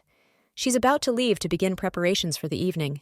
It's tiring. Because of the princess, the maid sometimes has a hard time.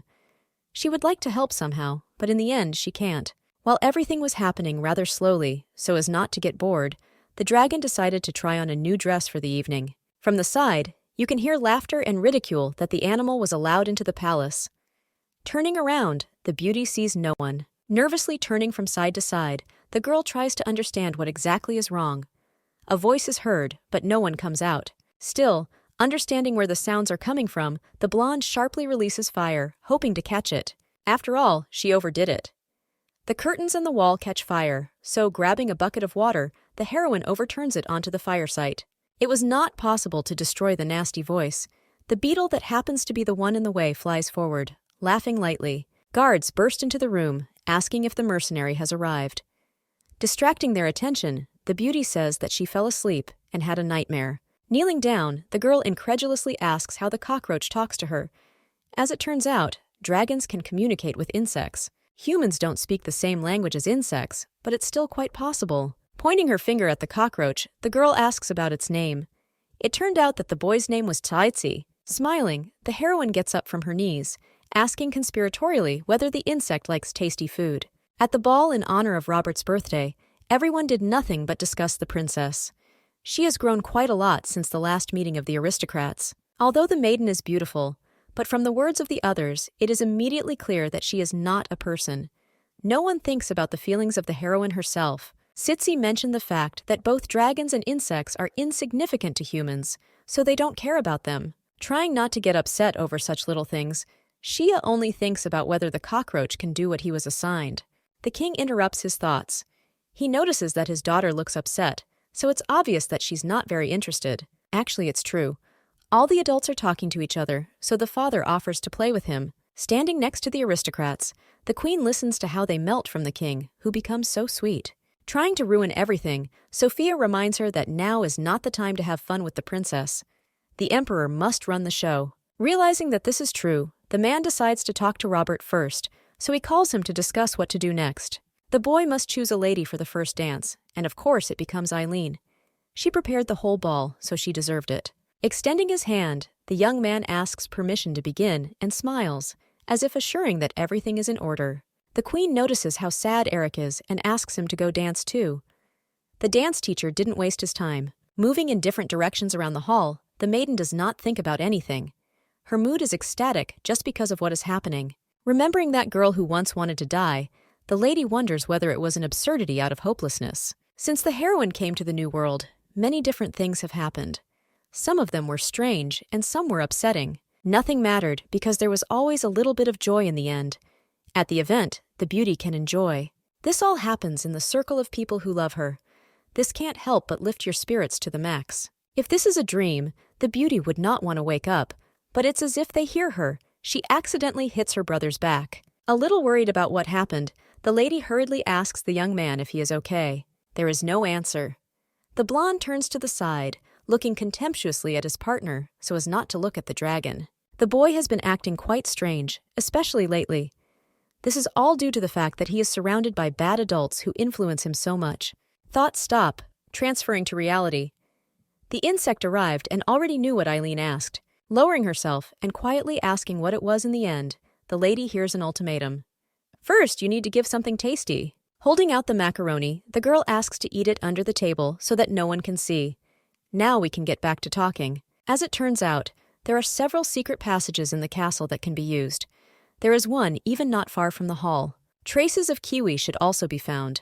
The cockroach system should not be looked down upon because insects know everything. Everyone says that they saw a man in the old tavern who, together with the people, made a fuss. He has bright hair. When asking where the people were going, the lady hears the obvious answer. They headed to the estate of a man who had recently thrown a baby shower. Without words, it is clear that we are talking about the Duke.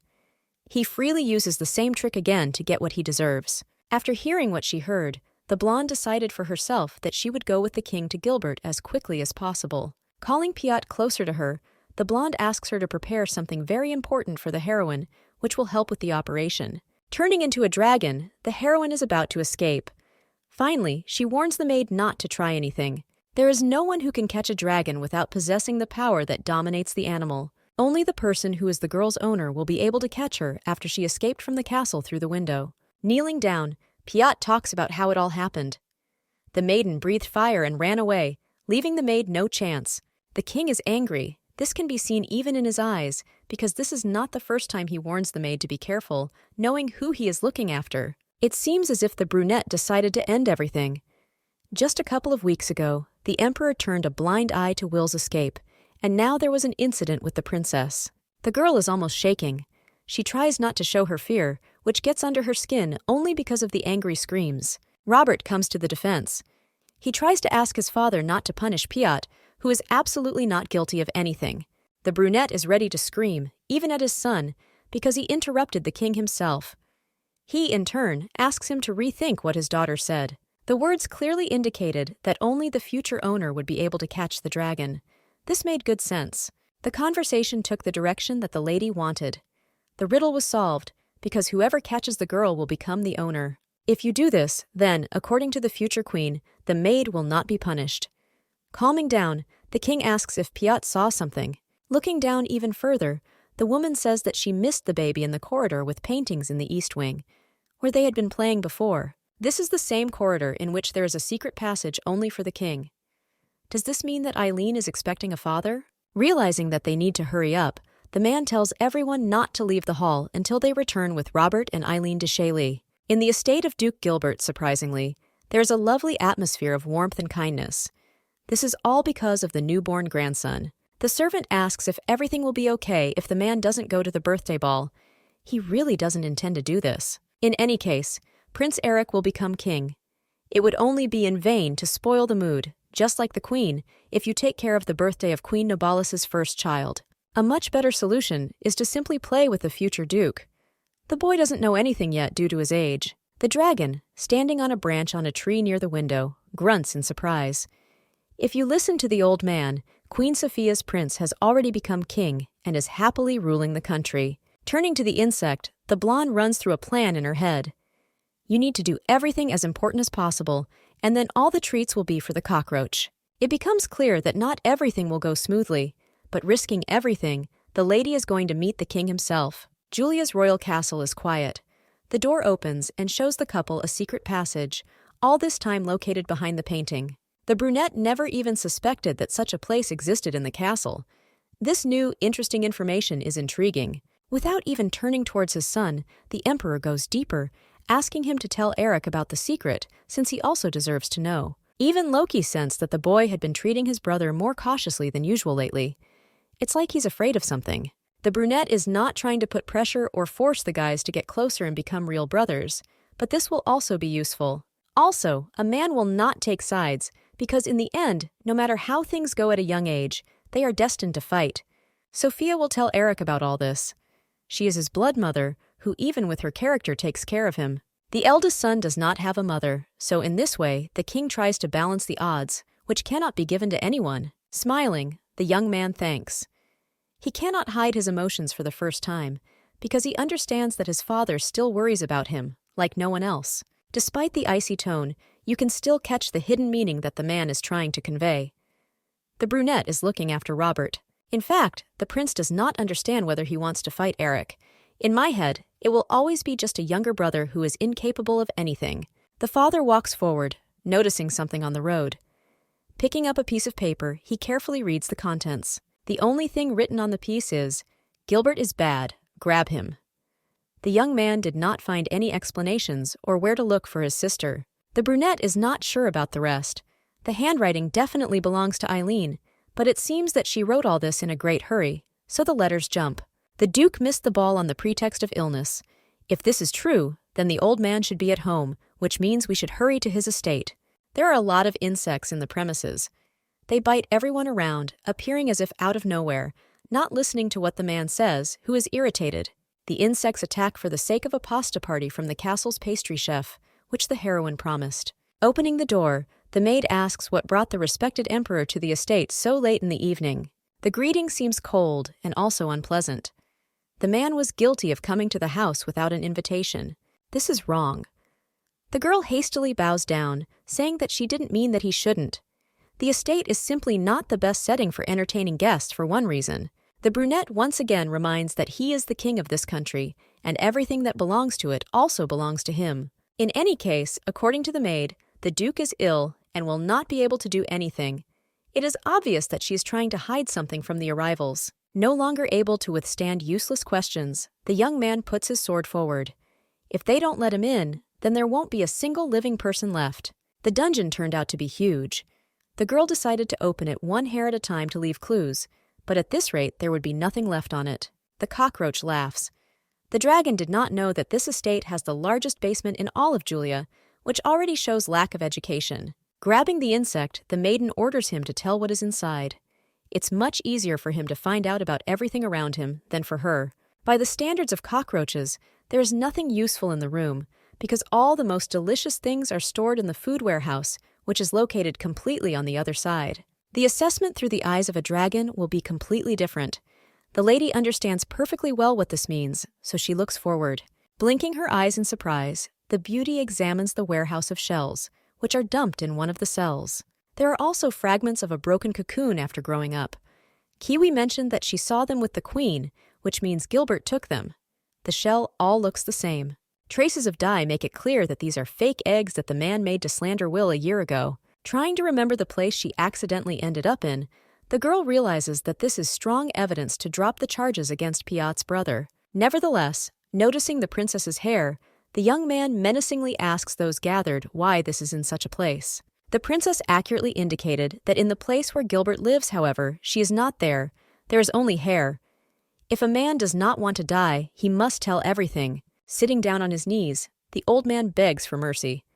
His Majesty does not lower his sword even after saying that no one knows anything. The words about illness were indeed a lie that they made up so as not to go, but the man would never lie to the emperor about the princess. Opening his eyes, the Duke realizes that nothing has happened.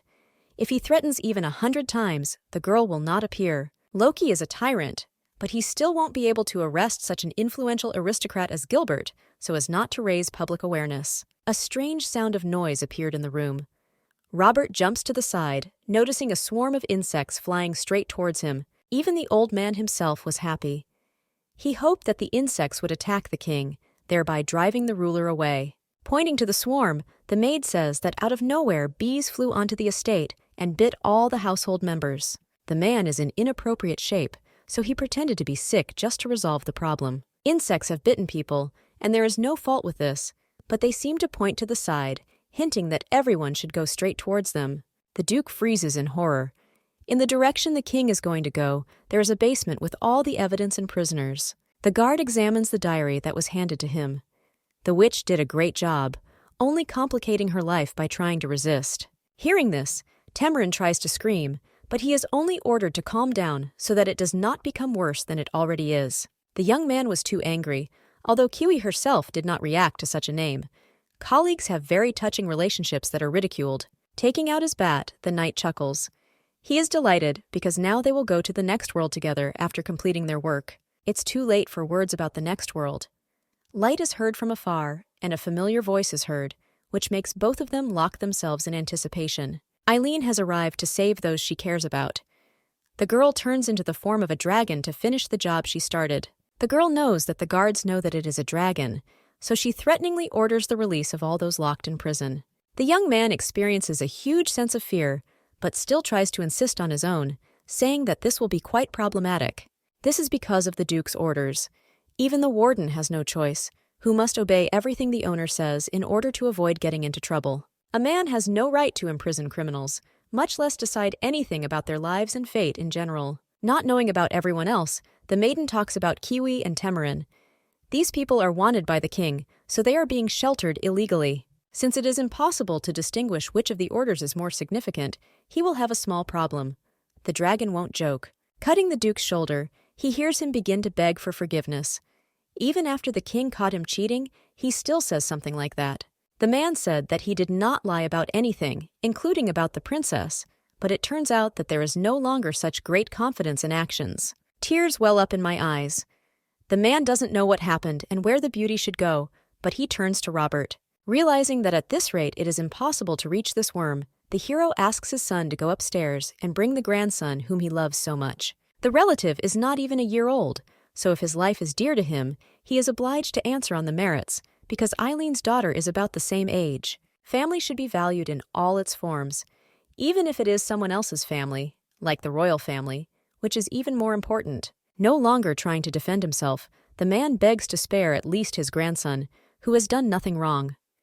The dragon, emerging from the darkness, asks to stop. In addition to the girl, Sir Tamarin and even Kiwi were in the basement, but they managed to get out, not without help. No one disobeyed the order and was captured, because they were kidnapped by the Duke and locked in a dungeon with an assigned guard. After explaining the situation, the girl runs up to her father and almost instantly reaches out to hug him. The very next day, everyone was discussing the fact that Gilbert had died in prison. At his age, this is not surprising, especially after a shoulder injury. The maids agreed with what happened, but still believed that he should have lived to at least see the trial, which did not happen. In fact, he was lucky because he didn't have to watch his family being killed. Sylvia went to the queen to say that she was done with the old man. The woman cleaned everything up perfectly, but the former count did not live up to expectations. It was reckless to lock two important people in your own basement. This is no longer so important, even for the queen herself, because thanks to Gilbert, she got what she wanted. The dragon will serve her and Eric. After it was all over, the heroine decided to go on a picnic, which the king himself allowed. While playing, the girl asks Piat about her brother's well-being. As it turned out, Will was sent to his native estate and a doctor was called, who is now helping him recover. Thanks to the heroine, they were able to clear the name of their brother and the whole family. The girl doesn't know how to thank her, but she just asks her to cut the apple. Kiwi, who heard about the food, shouts that this is mean because she also wants to eat. She's not a princess, but still. The feeling of calm did not leave. The woman also got rid of her fugitive status, just like Tamarin, who escaped punishment. Sophia's ally died, so most likely, the girl will remain silent for some time until she comes up with something new. I would like to extend such calm days as these forever.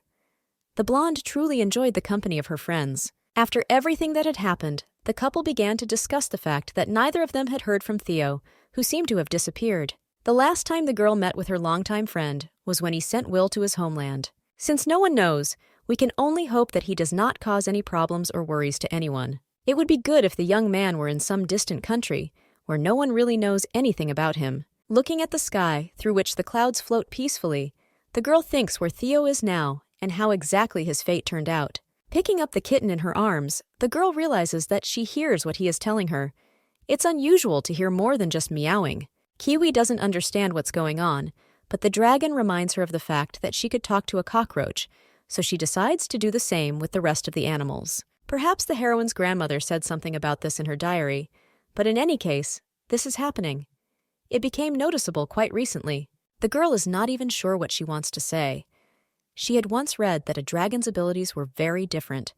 This happens even with brothers and sisters. That is why the grandmother was not able to write down the abilities of all the dragons, so that each of the possibilities can be new and unknown. Unwittingly remembering her older sister, the girl wonders whether she has her own characteristics or not. If only Eileen could meet Grain again, much more could be learned. For now, only her image remains in my head. My thoughts are interrupted by a greeting from Piat. She did not arrive alone because the king is with her. Without saying what exactly was needed, the young man reminds that quite recently they were talking about hunting competitions, which would take place very soon. This happened over a family dinner. Loki decided to send the eldest prince to this competition as a birthday present. Then the heroine decided to hold a birthday ball, which means receiving 2 gifts, which seems quite significant. The girl was just going to have a party and give the main gift, but such words prove that Loki is stingy with his sons. Not understanding which way her father is going, the girl clarifies. It seems that the whole point is that the man will not forbid anyone to participate, but vice versa. Taking out a bundle of scarlet cloth, the maid unties it as soon as she is given the command to do so. Pointing at the little thing, the man shows the world a sword. This weapon belongs to Eileen, which means both the prince and princess will take part in the hunt. Even Piat, noticing facial expressions, tries to say that participation in the competition is prestige. Virgo doesn't want to. Trying to show off her beauty, the girl makes eyes, quietly saying that she has never held a real sword in her life. The baby is afraid that after the first time she may get hurt, so she does not want to do this, but His Highness will insist on his own. The sword is more of a formality.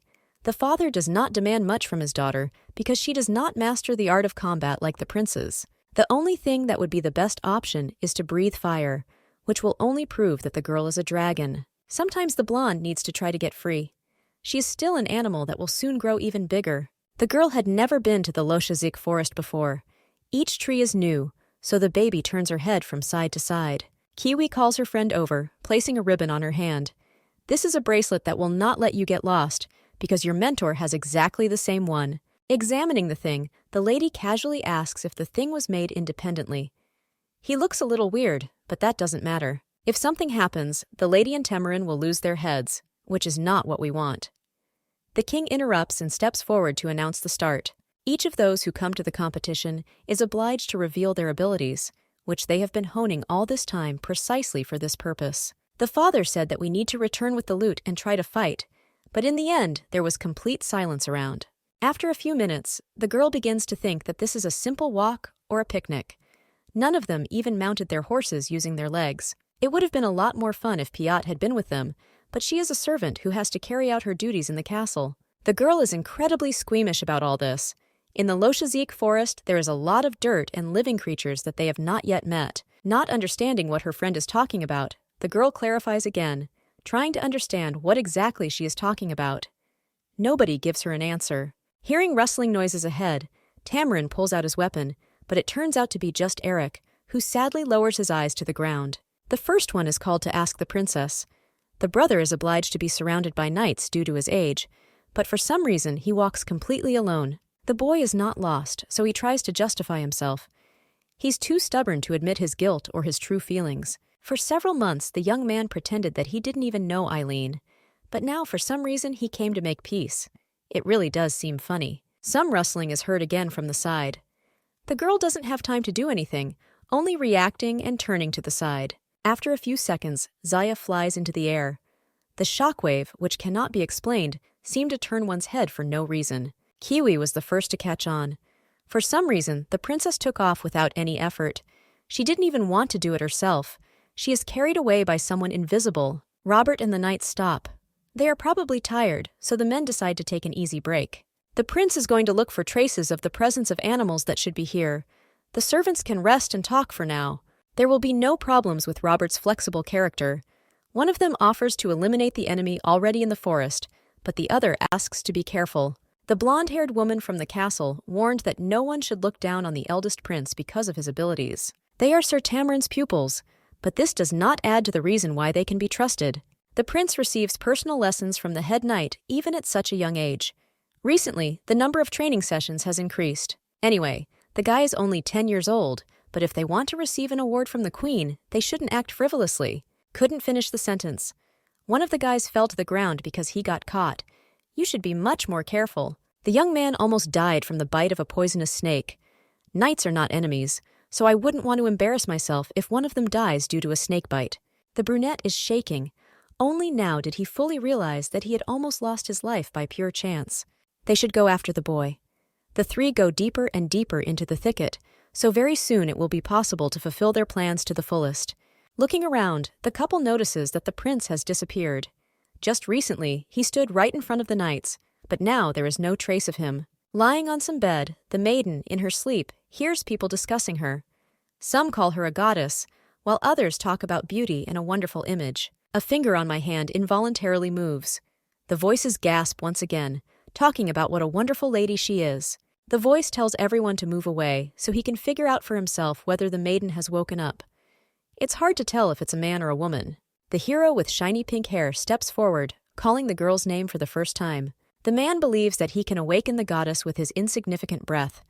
He approaches and begins to slowly lean forward. Approaching very close to his face, the guy tries to say something, but all the blonde feels is warm breath in the area of the eyes and forehead. No longer able to withstand such torture, the lady jumps up and, sitting up on the bed, pushes the strange character aside with all her strength. Sitting on the ground, the hero makes sounds that make it clear that he experienced pain due to the fall and impact. He looks more like a goblin, little children with ears laughing. Others try to calm them down so that Mr. Treasure does not get angry because of the laughter and the name that was given to him. The man laughs easily. He is not a goblin, so he is trying to remind him of his existence. The goddess must remember him and know him well. The memory has been lost, so the man explains that they are in Loshazik Forest, in a forest within a forest. In front of her stands the leader, the unicorn Treasure, who is awaiting the dragon's return. Trying to clarify even the smallest details, the girl clarifies whether she is talking about a horse with one horn, even if there is a person standing in front of her. It seems that the girl does not believe what they are trying to tell her. There are even dragons in this world, so you shouldn't be surprised. The young man seems to be able to read the thoughts that haunt his head. This turns out to be true because he quietly confirms, nodding his head. In order not to completely frighten the goddess, the man tries to calm her down, proving that they are all normal, just like her. All the inhabitants of the place are in awe of the one who can do everything. They are just pitiful creatures who do not dare to harm. The unicorn turns into a real animal. Looking at Eileen with sad eyes, he only says how much he missed the one who had finally arrived. Lowering her hand to her muzzle, the girl still wonders why the guy was expecting a dragon. It is obvious that in the past they were connected by something. The young man understands that it would be better to show. They were able to catch a suitable victim for the ritual, so they can immediately get down to business. Before starting, the hero promises that he will guide the beauty to the Lake of Memory, where she can restore some fragments. A few minutes later, the couple arrived at beautiful blue water. It seems almost transparent. Eileen's memories lie dormant in this place. It is truly beautiful and also more than useful. Looking at her reflection as if spellbound, the girl listens that as soon as she enters the water, she will hear the real story. There is nothing to be afraid of anymore. The heroine has long wanted to know more about what is happening, so she decides. From the very beginning, the princess would like to know why people want the dragon so much, but are so afraid of it. No less interesting is whether the beauty will turn into a dangerous monster if she is not controlled, or whether in fact she destroyed the empire in the past. My chest hurts when I see a certain dream. Help the human king and bring peace to the world. This is the purpose of the dragon. This is Eileen's life and destiny. The girl was reborn again, not for humiliation. She thought that in her new life she would not be connected with people, at least once. She wants to leave the world to stay in the forest. Thoughts about sincere desires are interrupted by a boy who holds out his palms full of raspberries. The girl did not eat anything, so the young man brought some food. Virgo doesn't remember that there was anyone like that in the gang of thieves, so she refuses. Not listening to the words about what to eat, the heroine turns away. She grits her teeth, but still orders the young man to get lost.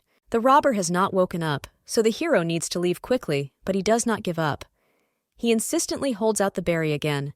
Raspberries in the forest are very tasty, so it will certainly be nice to eat something good right before you die. The man does not even suspect that the maiden ate fruits in the forest almost all her life. To talk about them as a gourmet dish, you first need to think about it. When they talked about what was happening, the young man made a sad face, as if he had known her for a long time. Still making up her mind, the girl understands food. Opening your palms, an offer is made to eat a few more, and of course the answer is an immediate yes. Eating everything that is offered, the blonde tries to swallow as much as possible, hearing how she is praised for her appetite. Asking to remove something, the lady first makes it clear that these are shackles, but then clarifies that we are talking about the pendant on her neck. Just about to pick up the pendant, the boy hears a robber who asks how he dares to become interested in the things of the head of the clan. A person is not a thing, and that is all an educated man needs to know. He is ready to protect the girl to the last. After the hero took off the pendant, there were no more obstacles left. The blonde forcefully opens the camera and breaks the bars. It will not be the young man who helped who will die, but those careless little people who themselves do not fully understand what they want from life. Walking around the forest once again, Kiwi looks around. Calling Eileen, the search was unsuccessful because they came to the same tree. The girl said that you need to follow where the bracelet shines, but then this is impossible because they are brought to the same place. Timorin looks at the ground. If someone passed, he should have left a mark, but in the end, nothing is noticeable. Something still seems strange. The gentleman clutches a stone in his hands, looking around. By throwing a stone forward, a person forces those hiding in the bushes to come out. As it turned out, these were the two who were supposed to accompany Prince Robert. As it turned out, the prince suddenly disappeared literally from under the noses of the guards. They went searching and encountered Eric's group. Interrupting the chatter, the boy asks them to start trying to cope with the assignments, which so far have only failed. We need to find Eileen, so the young man climbs up the tree.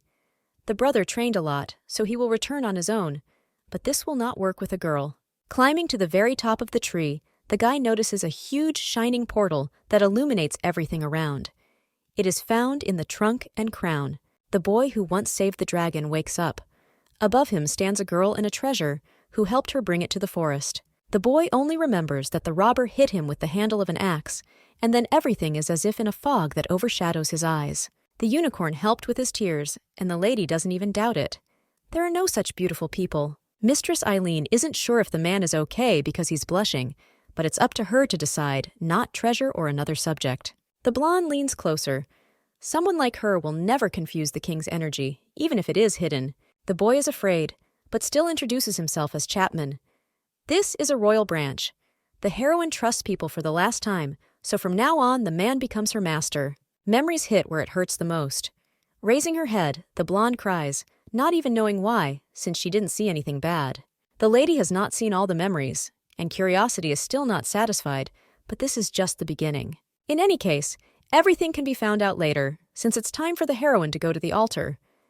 Preparations for the ceremony are completely completed. Only recently did the realization hit my head. The dragon never even asked what exactly this ritual was. Noticing Robert, the girl rushes forward. The brunette is holding one of the animals, which are not even trying to escape from behind the knife. Taking advantage of the situation created by Eileen, the animal runs away, and the maiden herself approaches the prince, asking if everything is okay. The new dress was provided by the local people. They, as it turned out, were quite docile, even if the young man managed to intimidate them. It is strange that opinions were not divided. These flexible people tied the man with ropes, refusing to let him go anywhere. As it turns out, the victim mentioned by Treasure is Robert. That is why he was tied up, and the unicorn is indignant that his subordinates did a bad job. The man is not even going to answer the question, just apologizing. Robert, in an attempt to attack, flies to the side several meters. The young man lived for 100 years, waiting for only one creature, so now some prince will not be able to do anything with the help of his weapon. The girl transforms, but the same invisible man grabs her. The lady acts recklessly, since her strength has not yet returned. The treasure would not want to fight, but even if everything goes there, the maiden still cannot overcome his magic, no matter how hard she tries. Without saying anything else, the unicorn turns around and, picking up Robert in his arms, goes far away. It seems the subject has gone crazy. However, the only one who tried to stop him was Eric. He appeared, seemingly out of nowhere, with a bow and arrow. Trying to threaten the creature, the boy shouts that the arrow will soon pierce the neck. He won't hesitate to save the prince and princess. The barrier will not close directly, because both people came into the forest of their own free will. As it turned out, no one even forced them. Now the young man is floating in the air next to Eileen. The boy tried to avoid being hit, but ended up getting hit twice, ending the battle. Something good might happen one day, but if Eric had tried something different, he could have easily gotten hurt. After abandoning Robert, Treasure hastily admits that the boy with blonde hair is an even better victim than the previous one. It's as if he doesn't hear the maiden's pleas not to kill. Strength is not like the one who is thrown. The unicorn still does not retreat, because it became obvious to him a long time ago that the man is the beloved of the goddess from a past life. The feeling is very similar to what Theodore said. If reborn, the memories will return again and again. The scene seems very familiar. The man standing opposite asks for forgiveness, taking out a blade to do something. As it turned out, the memories returned. Chapman stands in front of the maiden, who says that even if the lady is offended, this will be the best decision. Previously, hypnosis worked better, but in the end, nothing worked. This man almost became the murderer of his beloved. That is why the heroine got angry and began to hate all people, because even the one she trusted betrayed her. It seems that the treasure is using magic again, because the body sitting on the chair does not move at all. The knife that the young man is holding was already in her dream. Reading thoughts, the guy agrees, but then apologizes, because if she didn't like it, she can stop. The goddess changed for the better, and thanks to Chapman, everything ended faster. You need to adapt to the unicorn's mood and fix everything. The girl looks in the other direction, saying that she wants to return her consciousness as quickly as possible, which used to be completely different. The guy looks at the moon, saying that as soon as it fully rises, it will be possible to begin the ritual, because the sacrifice has long been ready. Robert was returned back to where he was taken from. The servants found the prince, but for some reason there was no dragon next to him, nor his younger brother. Forcing one of the knights to move away, the other comes closer and kneels down. He's trying to figure out what's going on. The guy kicks one of the servants. He doesn't immediately understand where exactly he is, so he asks why he's causing others to be stupefied. Still agreeing that there are quite a lot of suspicious things in the forest, the brunette rises from the ground, dusting off his clothes. The man who stole Eileen asked for the guy in the clearing, and it was not just a dream. It is clear that now we need to save the princess. If the man from the forest harmed Shaya, then both knights will be killed. This is not a threat from the prince himself, because in the end, it will be the king himself who will do it.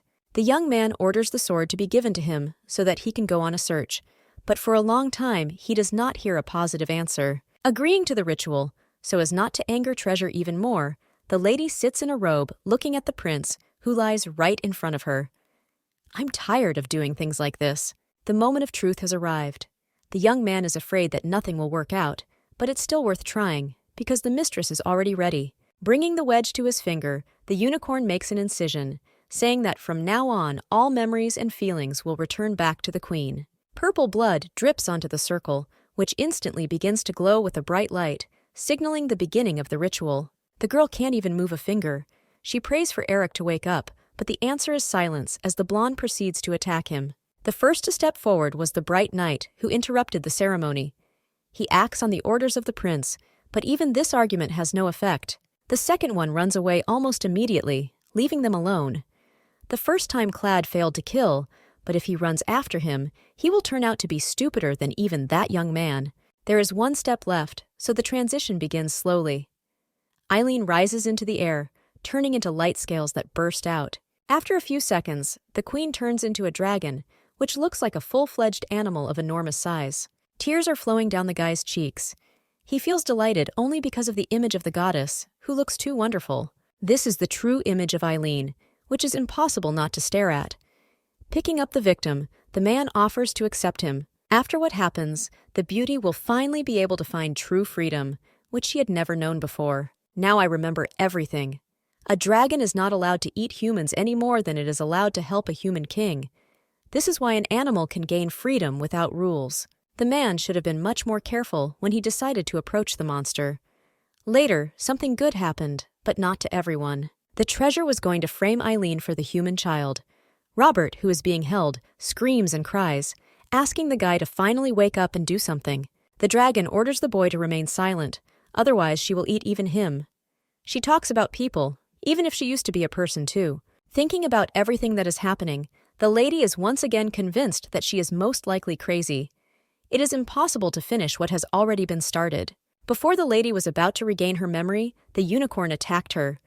In his previous life, he was threatened even if he didn't want to, but now Shaya's family is Eric and Robert. Throwing back the victim, who wakes up, the unicorn almost shouting asks why this happened. Getting attached to people is contraindicated. If a dragon becomes attached to people, then the person will be able to ignore it. He simply must protect the future of his goddess. Eric rushes forward, ordering him not to touch Eileen. The explosion of magic still happens, so the baby ends up in the hands of a friend. Suddenly the world seems too big, and the unicorn speaks evilly of the hatred that will be present in such a form. If the woman makes a sacrifice, the spell will be completely lifted and everything can be returned, but Eric refuses to the last for his girlfriend. It's strange to realize that the one who just recently controlled them both with a snap of his fingers is now simply asking. It seems that the man can no longer use that same magic, so the maiden takes off when she notices a cut on her finger. While the battle is taking place, the dragon flies up and finds the very blade that was thrown aside after the blood. Only the cut on Clad's little finger did not heal. Everything else was in perfect order, except for the part that had previously been cut by the dagger. Thoughts help you focus. If you attack with exactly this, you will be able to defeat the unicorn. At this rate, a man will not even be able to resist. Of course, there was not enough strength to carry the blade to the very end due to its size, but Eric picked it up. The young man is more than determined, so he orders fire to be quickly released into the face of the reincarnated horse. Mistress Eileen no longer cares about Treasure, who betrayed her. As he tries to move away, the prince plunges the weapon into him, causing him to make a sound.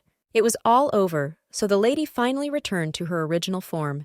She smiles, because she is glad that everything ended well. They should quickly leave the forest, because the sun has already set. Everyone who was with them would only worry even more than before. The boy tries to attract attention by telling Eileen that he stabbed that unicorn, but that blade resembles Chapmont. Coming forward, the brother grabbed the young man.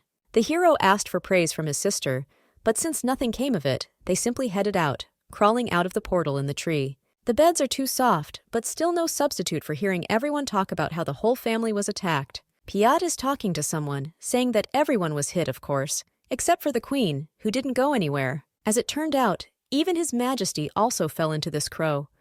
The lady has already woken up, but the king is still unconscious. The king was injured when he fell from his horse during a competition. For some time, ministers will have to govern the country together with the queen. In the morning and evening, the maiden visits His Highness's bedroom and looks after him, which is strange given their relationship. The poisonous queen's reputation gradually improved. In fact, the heroine felt anxiety for the first time since her father's house was destroyed. The hunting competition was a great opportunity, but the first prince and king returned completely unharmed. Everyone said it was an accident, but if Loki woke up, he would conduct a thorough investigation and find who was behind the assassination attempt. Then the queen will die. But what will happen to Eric? Such thoughts fill your head, making it difficult to think. The mood worsens, bringing with it panic. Things aren't that bad. The two princes were found together, so there will be no doubt about Sophia. At this time, one can become bolder, since this is a chance for His Majesty to fall. We can build on the legacy Gilbert left behind. Immediately after the conversation, the daughter was invited to a tea party with Sophia, who organized everything herself. The queen would like to meet for tea and a chat, and the meeting will happen tomorrow. It is unsafe to remain alone with a woman, but there is no choice, because the heroine has already managed to agree. It's obvious that the stepmother is up to something, but the dragon doesn't care. She is confident that she can handle everything without problems. As Clyde said, all the memories returned, and Treasure died with the dragon's power sealed away, but part of the maiden feels it. She stopped being afraid of everything. These changes are, of course, positive, but no one knows how the princess will behave next. Still, walking into the hall, the lady greets the blonde, who managed to dress up and prepare everything, continuing to just smile. The clothes the princess is wearing are incredibly beautiful. Sylvia chose this because she wanted everything to harmonize perfectly.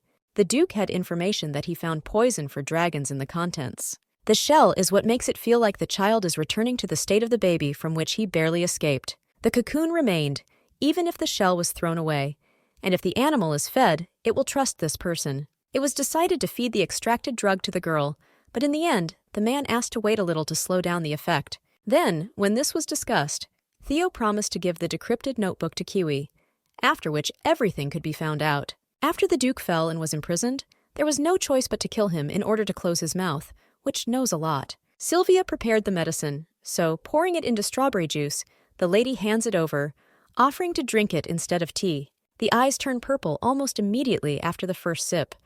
The queen bows, calling Eileen's name. Looking straight at her interlocutor, she says that from the moment she starts, she will have to do everything that Sophia Kakiran Aber says. The order should have worked, but the girl asked why she needed it. Apparently, the ruler called her daughter to perform such a trick. This isn't the first time something like this has happened, so the blonde leaves. She had purple eyes, but it's amazing how things have changed.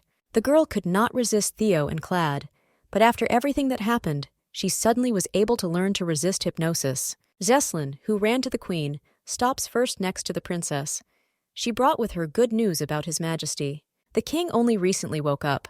First they called the doctor, and then they called all the other family members. The couple almost immediately, like a hurricane, burst into the bedroom of Loki, who, sitting on the bed, tiredly rubs his eyes. Not understanding who exactly this girl with white hair is, the brunette frowns. He forgot everything that happened. The queen, standing with her mouth open, pokes her finger into the girl's hair, saying that she is the daughter of the king. She was surprised, so she went over to the enemy's side. Smiling, the man turns to Sophia, saying that he has not seen such a dress. It looks incredible. Stretching out his hands, Loki playfully asks for a kiss, which causes both of them to wipe away, as if someone had frozen their consciousness. The doctor was called almost immediately. It turned out that the brunette does not remember the last 5 years of his life. Ignoring the doctor, the young man asks why the captain hired such a man. He must correspond to his status, even in beauty. Trying to ignore the insults, the brunette assures that his memory will return very soon. All this time, the queen had the crown. This is fully consistent with national legislation, saying that the captain is too thin, and if he goes to fight alone, he will die immediately. Loki turns his attention to Sophia.